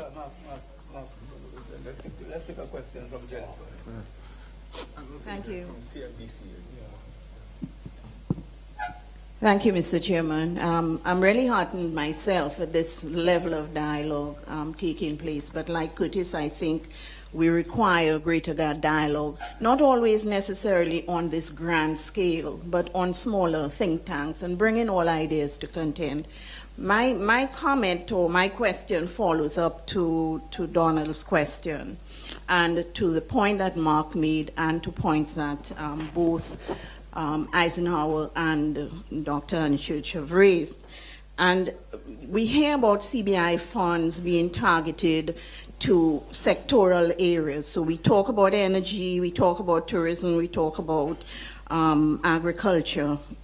But in the context of what I, for all intents and purposes, would like to call human development, which Donald has raised, which Mark has raised as an option to our focus on tourism. I'd like to see some ideas expand beyond our general traditional areas. I'd like us to begin to think innovation, to think outside, like Mark's suggestion there, a capital service export such as universities. We can see what universities like Roseau University has done for the country. And I think looking at the whole question of human development, anchoring that in innovation and technology, I believe we need to begin to think, how can we, for sustainable reasons, target human development using CBI funds and looking at non-traditional areas of development. And that is a question I'd like to see addressed in the context of sustainability. We have enough experiences in Dominica from our vulnerability from natural disasters, and those of us who have survived and still live, and within our living experience, we've experienced Hurricane David. We have lessons of resilience and vulnerability there. We've survived Erica, those of us, we've got a lot of experiences there. We know that it's only a matter of time that we may experience an earthquake or volcano within our experience, within our lifetime, like the 100 years has passed.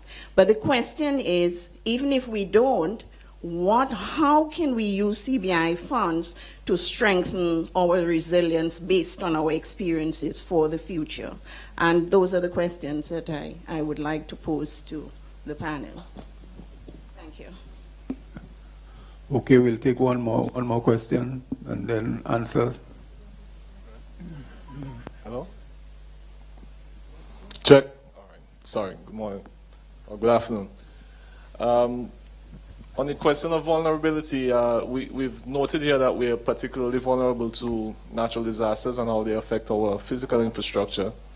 And the panel has noted that when you build infrastructure to a certain quality, then you become more resilient.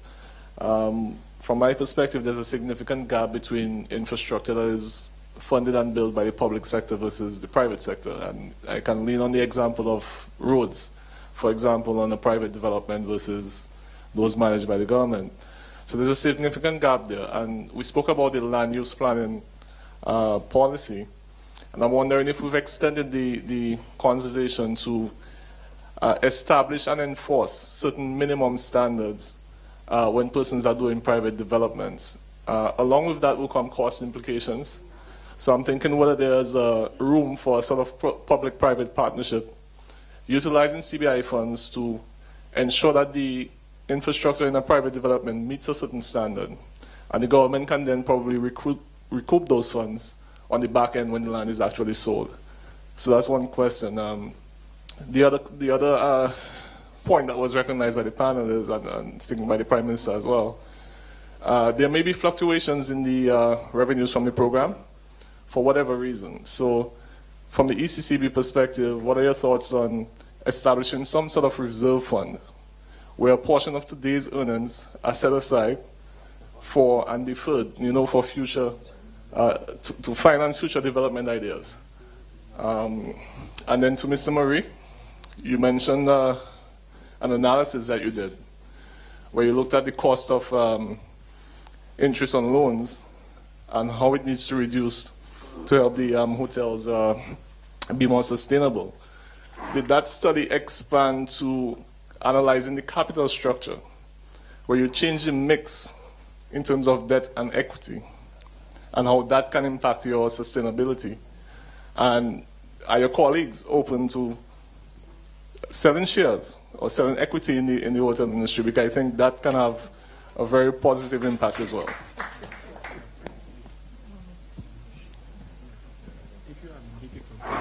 Well, to answer the last question first there, I have a little paper which I started writing on this refinancing thing.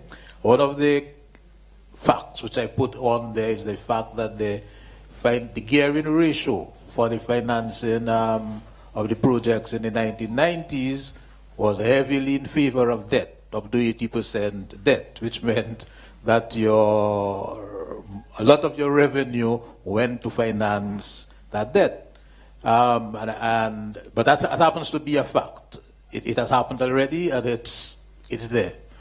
The obvious thing you would say would be to get over that would be to invite private investors to invest in your enterprise so that you have, equity, and then you reduce the debt equity ratio in the business.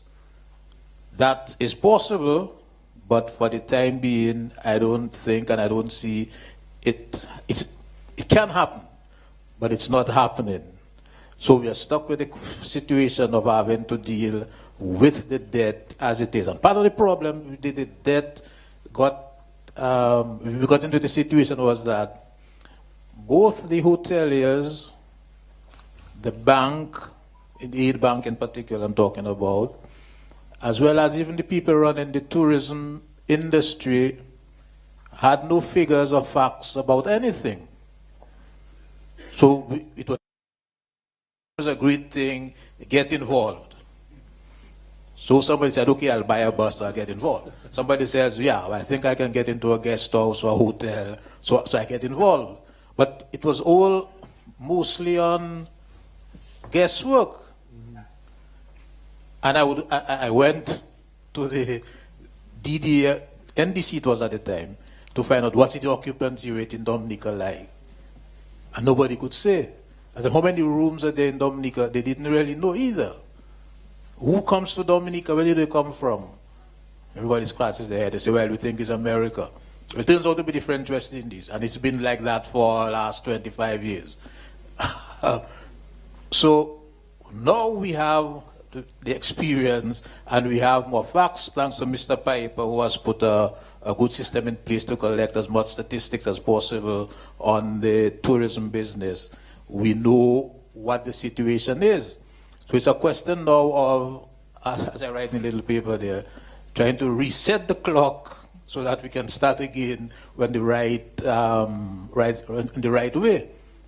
For example, I go to the aid bank, and I have all these discussions with them because I can't pay them. So often I have to go and tell them why I can't pay them, and we have the discussions with the staff. And I'm telling them, well, the occupancy rate is about between 25 and 30%, depending on how many nights you consider tourists to stay in Dominica. They're telling me, oh, but is that so? But we get people here who bring documents saying that they're going to have 80% occupancy. I say, well, I can't say a particular property will not have 80% occupancy, but that's not the typical way the business is rolling.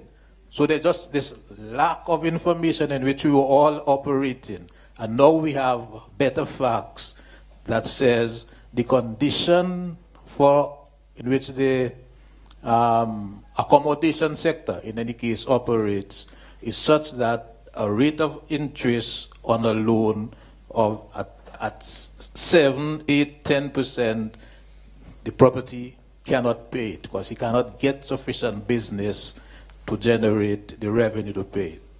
So that's why, in terms of the refinancing and the debt, the paying down of debt, the government is taking the right step in that it's paying down its own debt.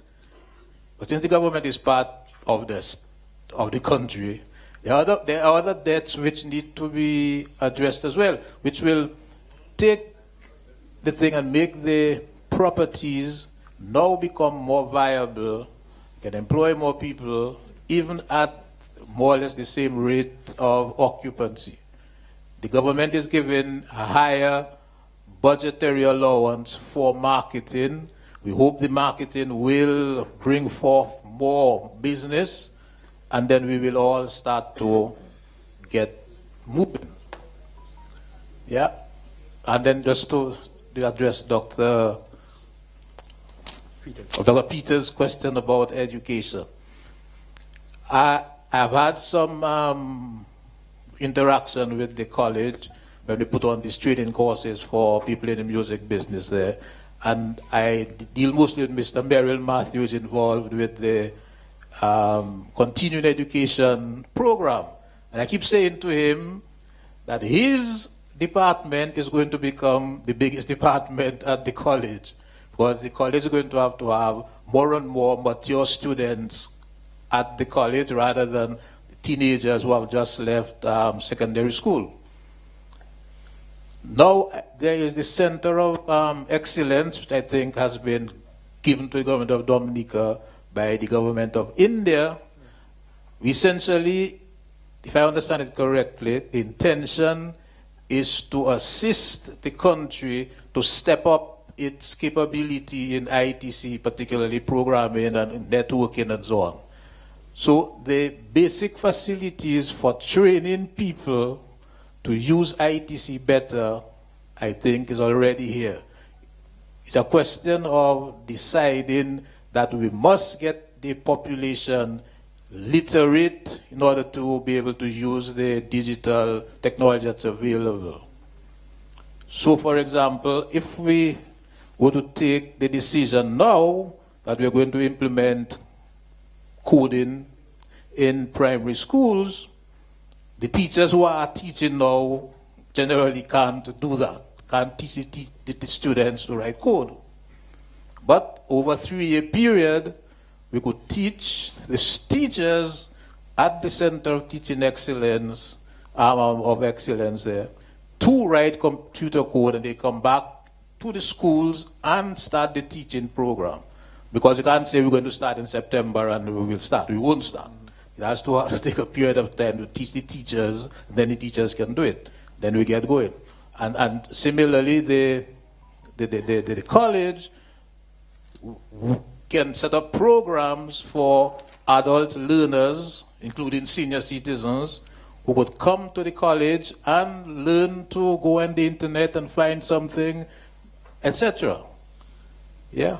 So and in terms of the earnings from education, it's last year or the year before, the college had a program where they were teaching teachers from, is it Ecuador, to speak and teach English, which is an export of a service. So even the college itself can look beyond the local population here for students who would pay for courses that are relevant and useful for them and which the college can provide. That's what I have to say about it.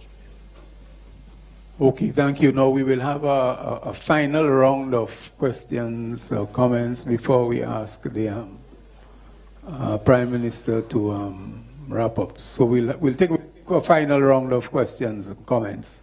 Yes, go ahead. All right, thank you very much. This is David Vital, Director of Lead Institute. We spoke a lot about vulnerability, viability, sustainability. I happen to think one of the greatest challenges we face in Dominica is our limited population. I know Mark and I have had some musings about that. And the question I really want to ask is, I mean, really, how viable are we given our present population? With the dwindling population, the challenges that poses to us, I mean, shouldn't we be focused on a really serious population policy that would stem the hemorrhage, that would do the kind of human development Dr. Peter spoke about, and that would engage the diaspora, that would attract the kinds of people we want coming here, right? Because that really drives the economy, that drives domestic consumption, that drives investment. And given that limitation, we are forced to be export-oriented. But even so, how much focus are we given to developing the export sector? For example, I know when I was at Dexia, there were two significant programs that were done, consultations. The National Export Strategy, and I think 3 of you on the panel here were involved to some extent in that. The National Export Strategy and the export of professional services from Dominica that was done by the Emerging Market Group.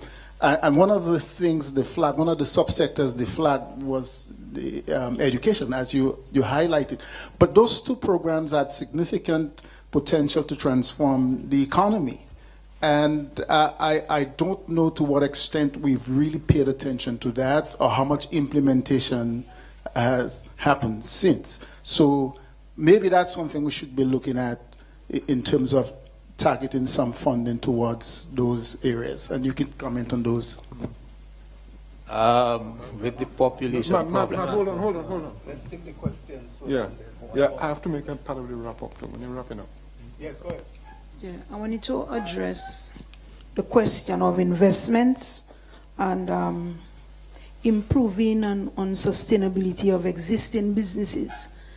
I'm not sure if it's a question or if it's a suggestion that I have, but I wanted to find out, is there a system in place that is set up by perhaps under the Ministry of Education that would actually identify existing businesses within Dominica with the view to empowering them through the CBI funds? For example, we are speaking about manufacturing and we have local products such as CMOS. Do we have a committee in place, or can we establish a committee in place that would target these individual existing businesses that are already struggling, encourage them to open up their businesses to investors under the CBI program? For example, schools such as mine has become in a position where I am no longer able to manage it as the entrepreneur back in the day.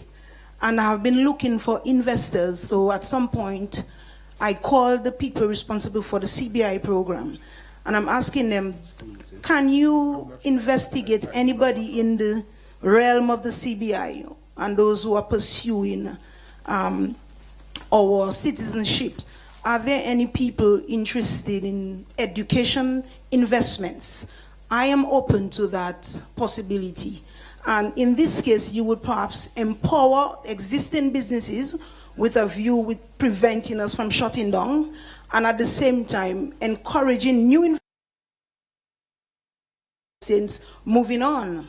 What is going to happen there? So one of the things we may want to be mindful about is when we are also attracting outside investors, what happens to our existing people who have already invested their livelihood into our economy? Are we going to phase them out? Should we include them? Which department is responsible for that? I think that we should create some sort of caretaking department under the CBI program to take care of our own and to build us up and empower us. That's my question. Okay. Any other contributor? There's one at the back. Thank you. My name is Vanya David, and I represent the Dominica National Council of Women, a volunteer organization for women in Dominica.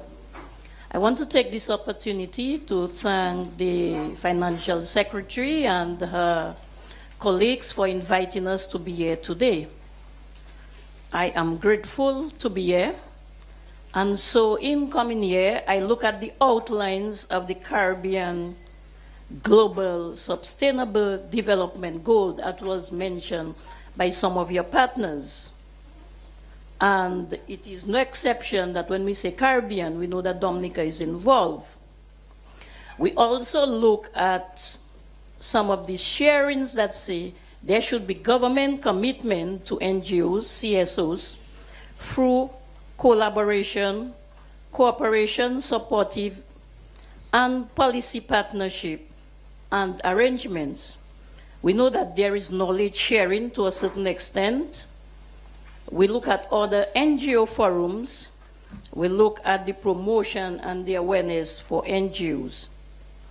We're going back for the partnership and the critical collaboration as to how the public and private sector operates. So I want to give some credit to Dr. Douglas when he talked about vulnerability and its difference in the way he brought it to climate change or the human aspect of it. And so I would like to pose my question directly to him. I am asking Dr. Douglas, did you look at in the line that you gave us the definition of the different vulnerable groups, did you look at the empowerment or the critical component into which you lead us? Did you look at the people that they represent? Are you saying that there will be great impact and there will be great accountability in that line? Can we measure, based on what you tell us, and the communication impact that was led to where you mentioned, not sure whether you mentioned it, but somebody mentioned building capacity. And so we are grateful for where you bring us, but we're looking at the beyond outcome and the structure framework and the challenges that it may pose to us. We would like you to answer that question. Thank you. Yeah, I understand. I understand. Okay, are there any further? If not, we remember we are on our final wrap-up round. Yes, Gregor. Thanks, Chair. Just a clarification to my friend Mac here. You stated that the occupancies were at about 30% for Dominica. That is a hypothetical calculation that you've done.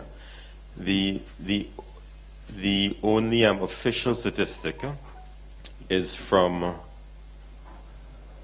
an international firm called STR, and they who survey the hotels every month throughout the world. And I think that we are at about 57 to 60% occupancy, at least those who participate in the survey. Yeah. So, and also the statistics from DDA in terms of the source markets and the visitor spend, those stats have been available for more than I think 10 years.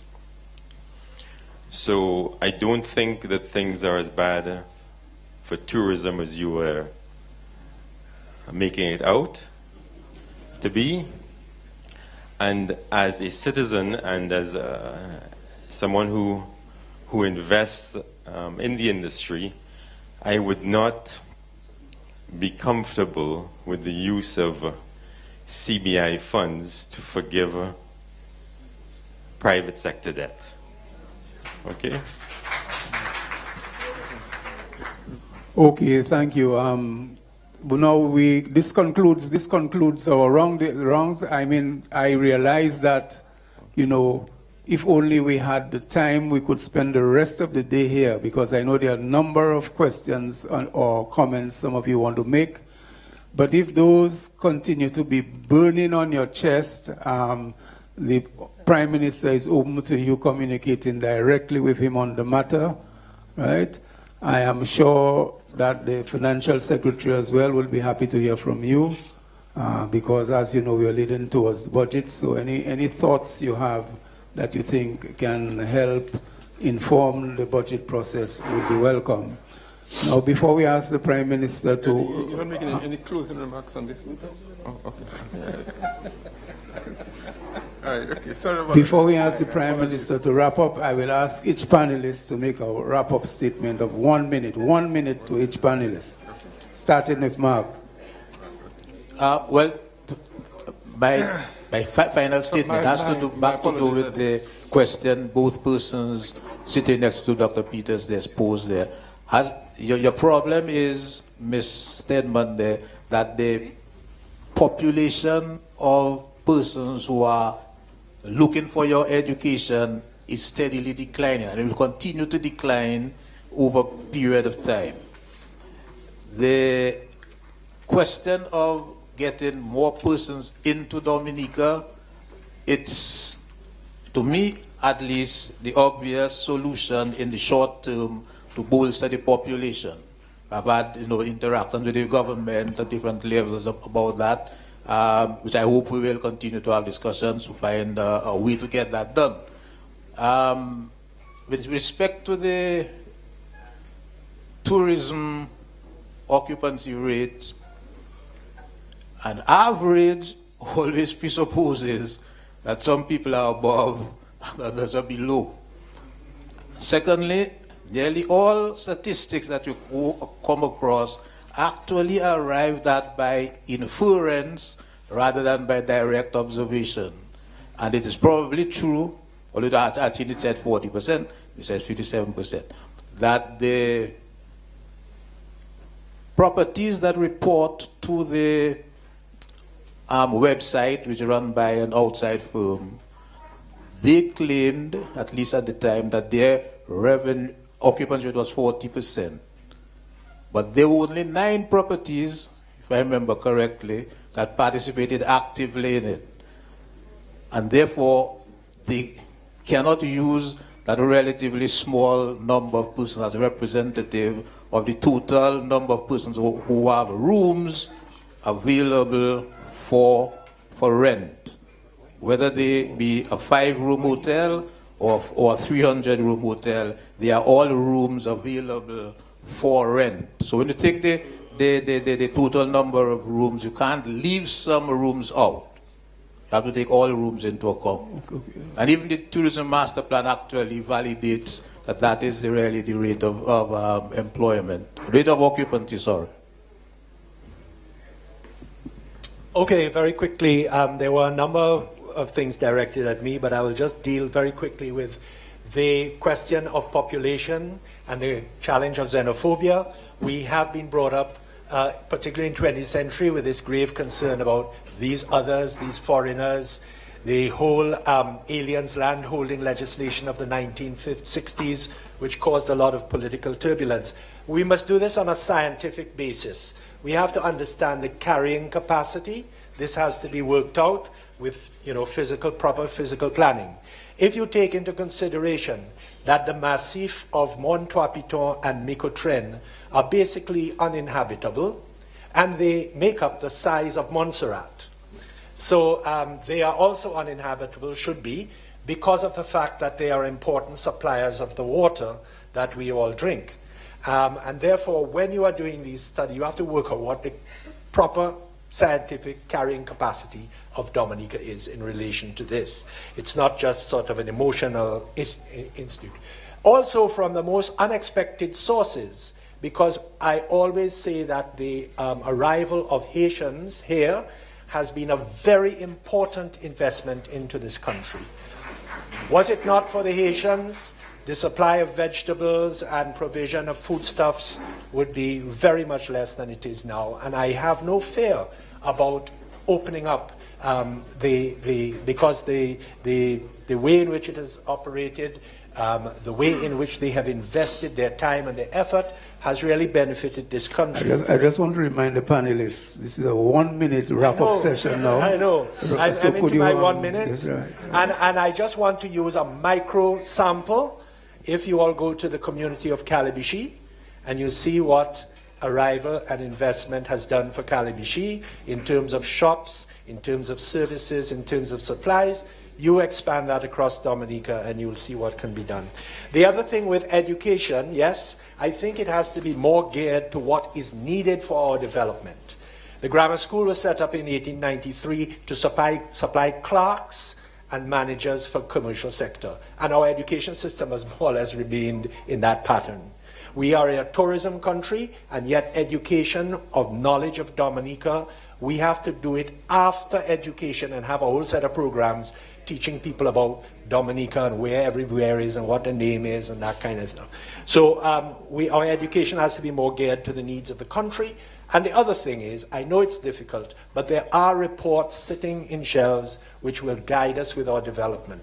The UNDP Fiscal Planning Development Plan, which is upcoming. Last year they had their presentation to those who were interested. If you follow those UNDP development plans, in the process of your development, at least you have a scientific guide towards it. There are a number of others, Mrs. Astafan and others, but unfortunately time does next not. round. Okay, okay, thank you. Well, I listened very carefully and I took a lot of notes, and I'm sure that we'll meet one-on-one with various groups. But just two small points. One is the question of how viable are we given our small population. I think one has to understand the concept of viability. Viability has its origin in biology, really. How viable is the fetus outside of the mother's body? I mean, this is really where it comes from. And Dominica is viable with a small population. So, and we can discuss that one-on-one. Secondly, the question of the national export strategy. I mean, I was one of those who actually was part of the persons putting it together with the consultant and Ricardo James and so on and so on. And it is a dream of mine that it will come alive at some point. You know, like I say, nothing happens before it's time. So, let us take it from that point of view. And I'm really living in the memory of Sir Dwight Venner when we were in the stabilization program, former Prime Minister Pierre Charles. I remember he made a point about how Geese Industries had integrated in the marketplace in the UK to the shipping, to the production at Woodford Hill and Picard and so on. And I have a vision of something like this. We don't have the marketing system currently in place now with the demise of the DBMC, and Dexia is doing their best, but the levels we need to reach for us to be able to get the foreign exchange earning, both on the commodity side of the economy and on the services, non-tourism services. We need the NES, and I believe it will come to pass. My other one is Vanya David, my good friend. Given the limited time, we had to focus on ensuring that the concept of vulnerability is clearly understood.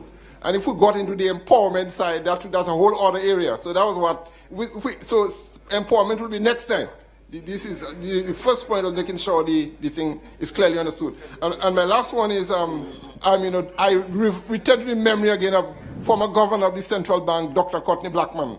And he used to make the point that the question of management is central to economic development. Because really, at the end of the day, businesses are ongoing concerns. I mean, those accountants in the room, businesses are ongoing concerns. So one generation passes on to the next generation, and so, and that is a cycle.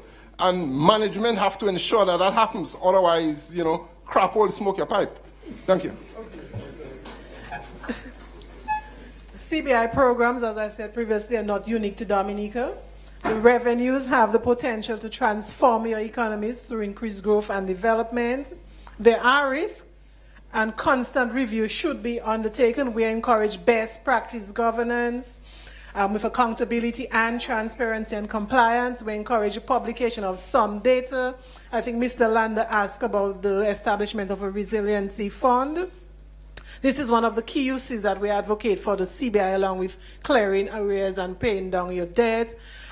We advocate for putting a proportion of the CBI funds into a reserve, and I believe the government of Dominica is receiving technical assistance to set up such a fund. Regionally, the ECCU governments have also recognized the importance and the risk associated with the program, and they are, I think, currently discussing a regional approach to the program. Finally, use the CBI funds for infrastructure, debt reduction, social programs, and establishing a resiliency fund. Thank you. Okay, let us give our panelists a round of applause because they really have been a source of stimulation to us. We thank them. I now ask you to join me in inviting the Honorable Prime Minister to bring our proceedings to end by wrapping up for us. Thank you. Thank you. Very, very, very brief and so on. I won't be able to respond to all of the points that you have raised, but just to say that we have prepared a white paper on the Institutional Investment Program, and it is intention for us to make it available to the public for your review and consultation in the next few weeks, looking at the CBI comprehensively. We've also engaged the IMF for technical assistance, and they have in fact provided us with a report and advice on the establishment of a vulnerability risk fund.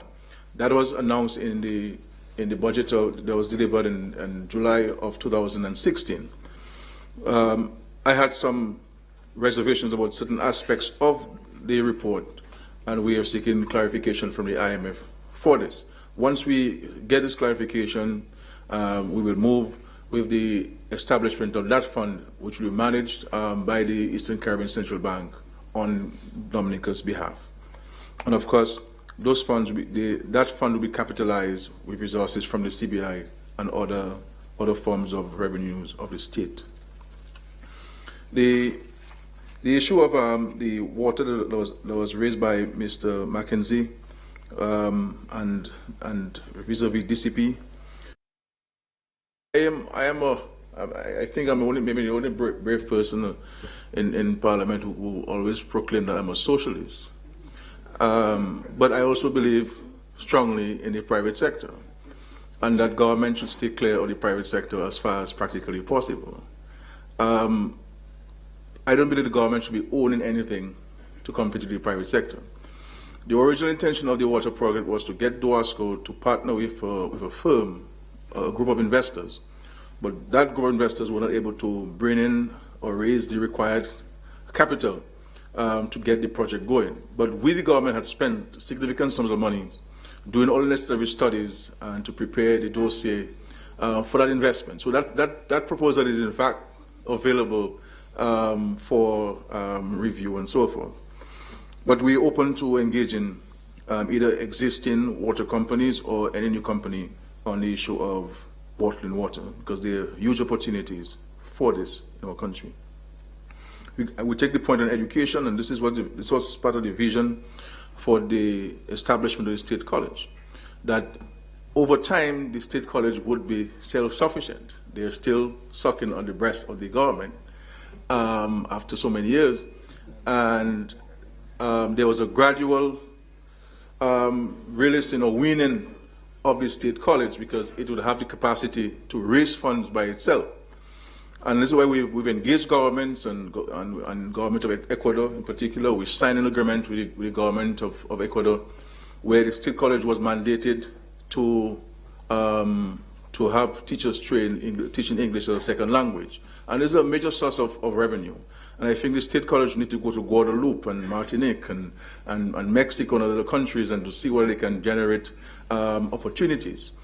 Because the original part of the master plan of the State College was to provide for accommodation for that particular purpose, and we're still open to advance in that particular area.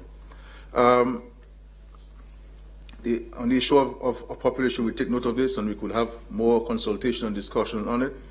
I have some radical views about it, that have not been properly researched, but these are some views.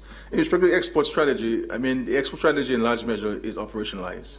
There are aspects of it that are operationalized with the parking houses and the utilization of the parking houses, the fetching of markets and so forth.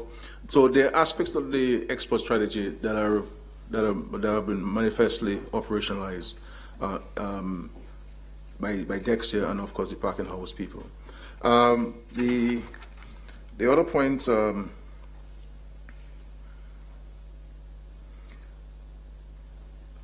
I think these are some of the major points I wanted to respond to.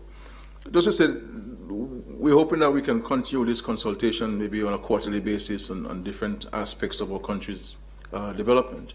Because I, for one, have always said publicly that the government does not have all of the answers to the challenges confronting Dominica.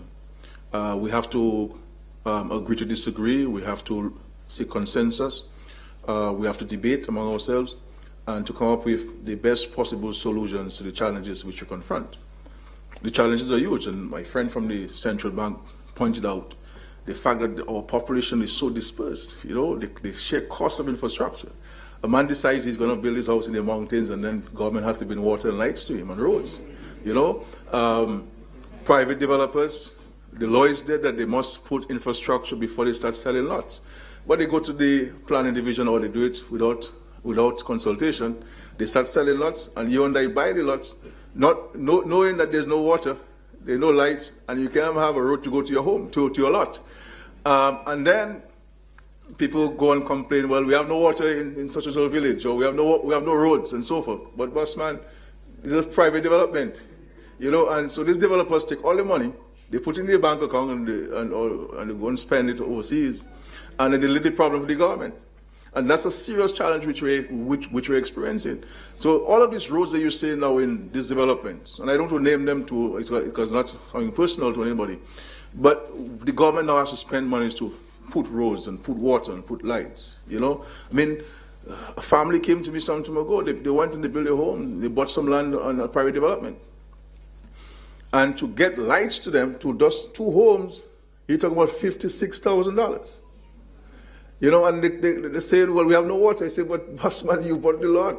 You should have get a class action lawsuit, get the lawyers to get some work and sue the developer so that you can get some of the money back and invest. So these are some of the challenges which you have with the dispersed nature of our population and the sheer challenge and cost of running this country.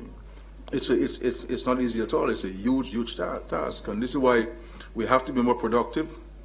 Too many employers are complaining about our level of productivity. Too many unnecessary sick leave papers from doctors. Doctors are almost colluding with employees to grant them leave. I mean, some doctors, I understand, tell you, boss man, how many days you want leave? A week will do? They will give you 2 weeks. So, you'll be sure that 3 weeks you want and so forth. And that's how some doctors go about doing this. And we have to address these things frontally if we're ready to get to the level we have to get to. And then we compare our countries with other countries. But the laws on the sick leave are more stringent. You can't tell the boss man that you have 12 inches of snow and you can't come to work. You have to get a snow boots and find your way to work, otherwise you're out of work. Guys, by the time they start sniffing, they want to go and get sick leave because they have the cold. I mean, drink some Boost, my brother, and go to work, So too many of these things that we have to address at the micro level, and it has a major impact at the macro level. So we have to have a frank conversation on this in our country. Just to say finally, all of the stakeholders in this country were invited, which means that every member of parliament was invited. Whether you're elected or you're a senator, you're invited. Those who do not say they are those who chose not to be part of this national consultation, which is unfortunate, because if we're speaking about, we are serious about engaging ourselves in discussions, we have ideas, we have suggestions, shouting them across the airwaves, or engaging ourselves on Facebook chats and Instagram and FaceTime and all these things now, or having a phone before you and having this live feed on the Facebook is not going to solve the problem. We have to come around the table, come with your notes, present them, let's debate them, and if at the end of the day your ideas are more progressive, then hooray, let's engage them. But we can't say that we are serious about the country's future and development, and when opportunities are given to us to engage ourselves. I can tell you, I have taken notes of everybody who asked a question, and the question which you raised, and the suggestion which you made. And we also have staff taking those points. That's how serious I take it. Because this is not my country. The only place in the world I believe that there's a place called Roosevelt Island is in New York. And the last I checked, it doesn't belong to me, you know? So far more for Dominica to belong to me. You know, it's all of us country. And we all make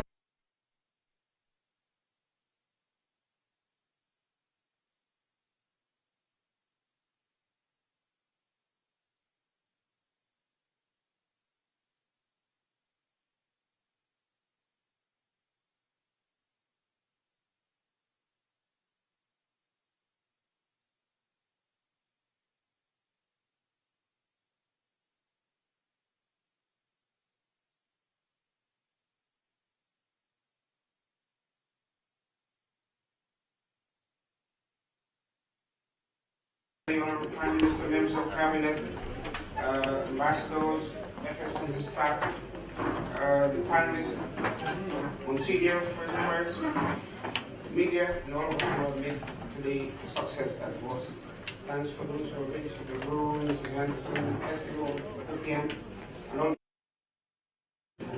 Thank you again. We have some light snacks provided before you leave, and we'll hear you at the next session.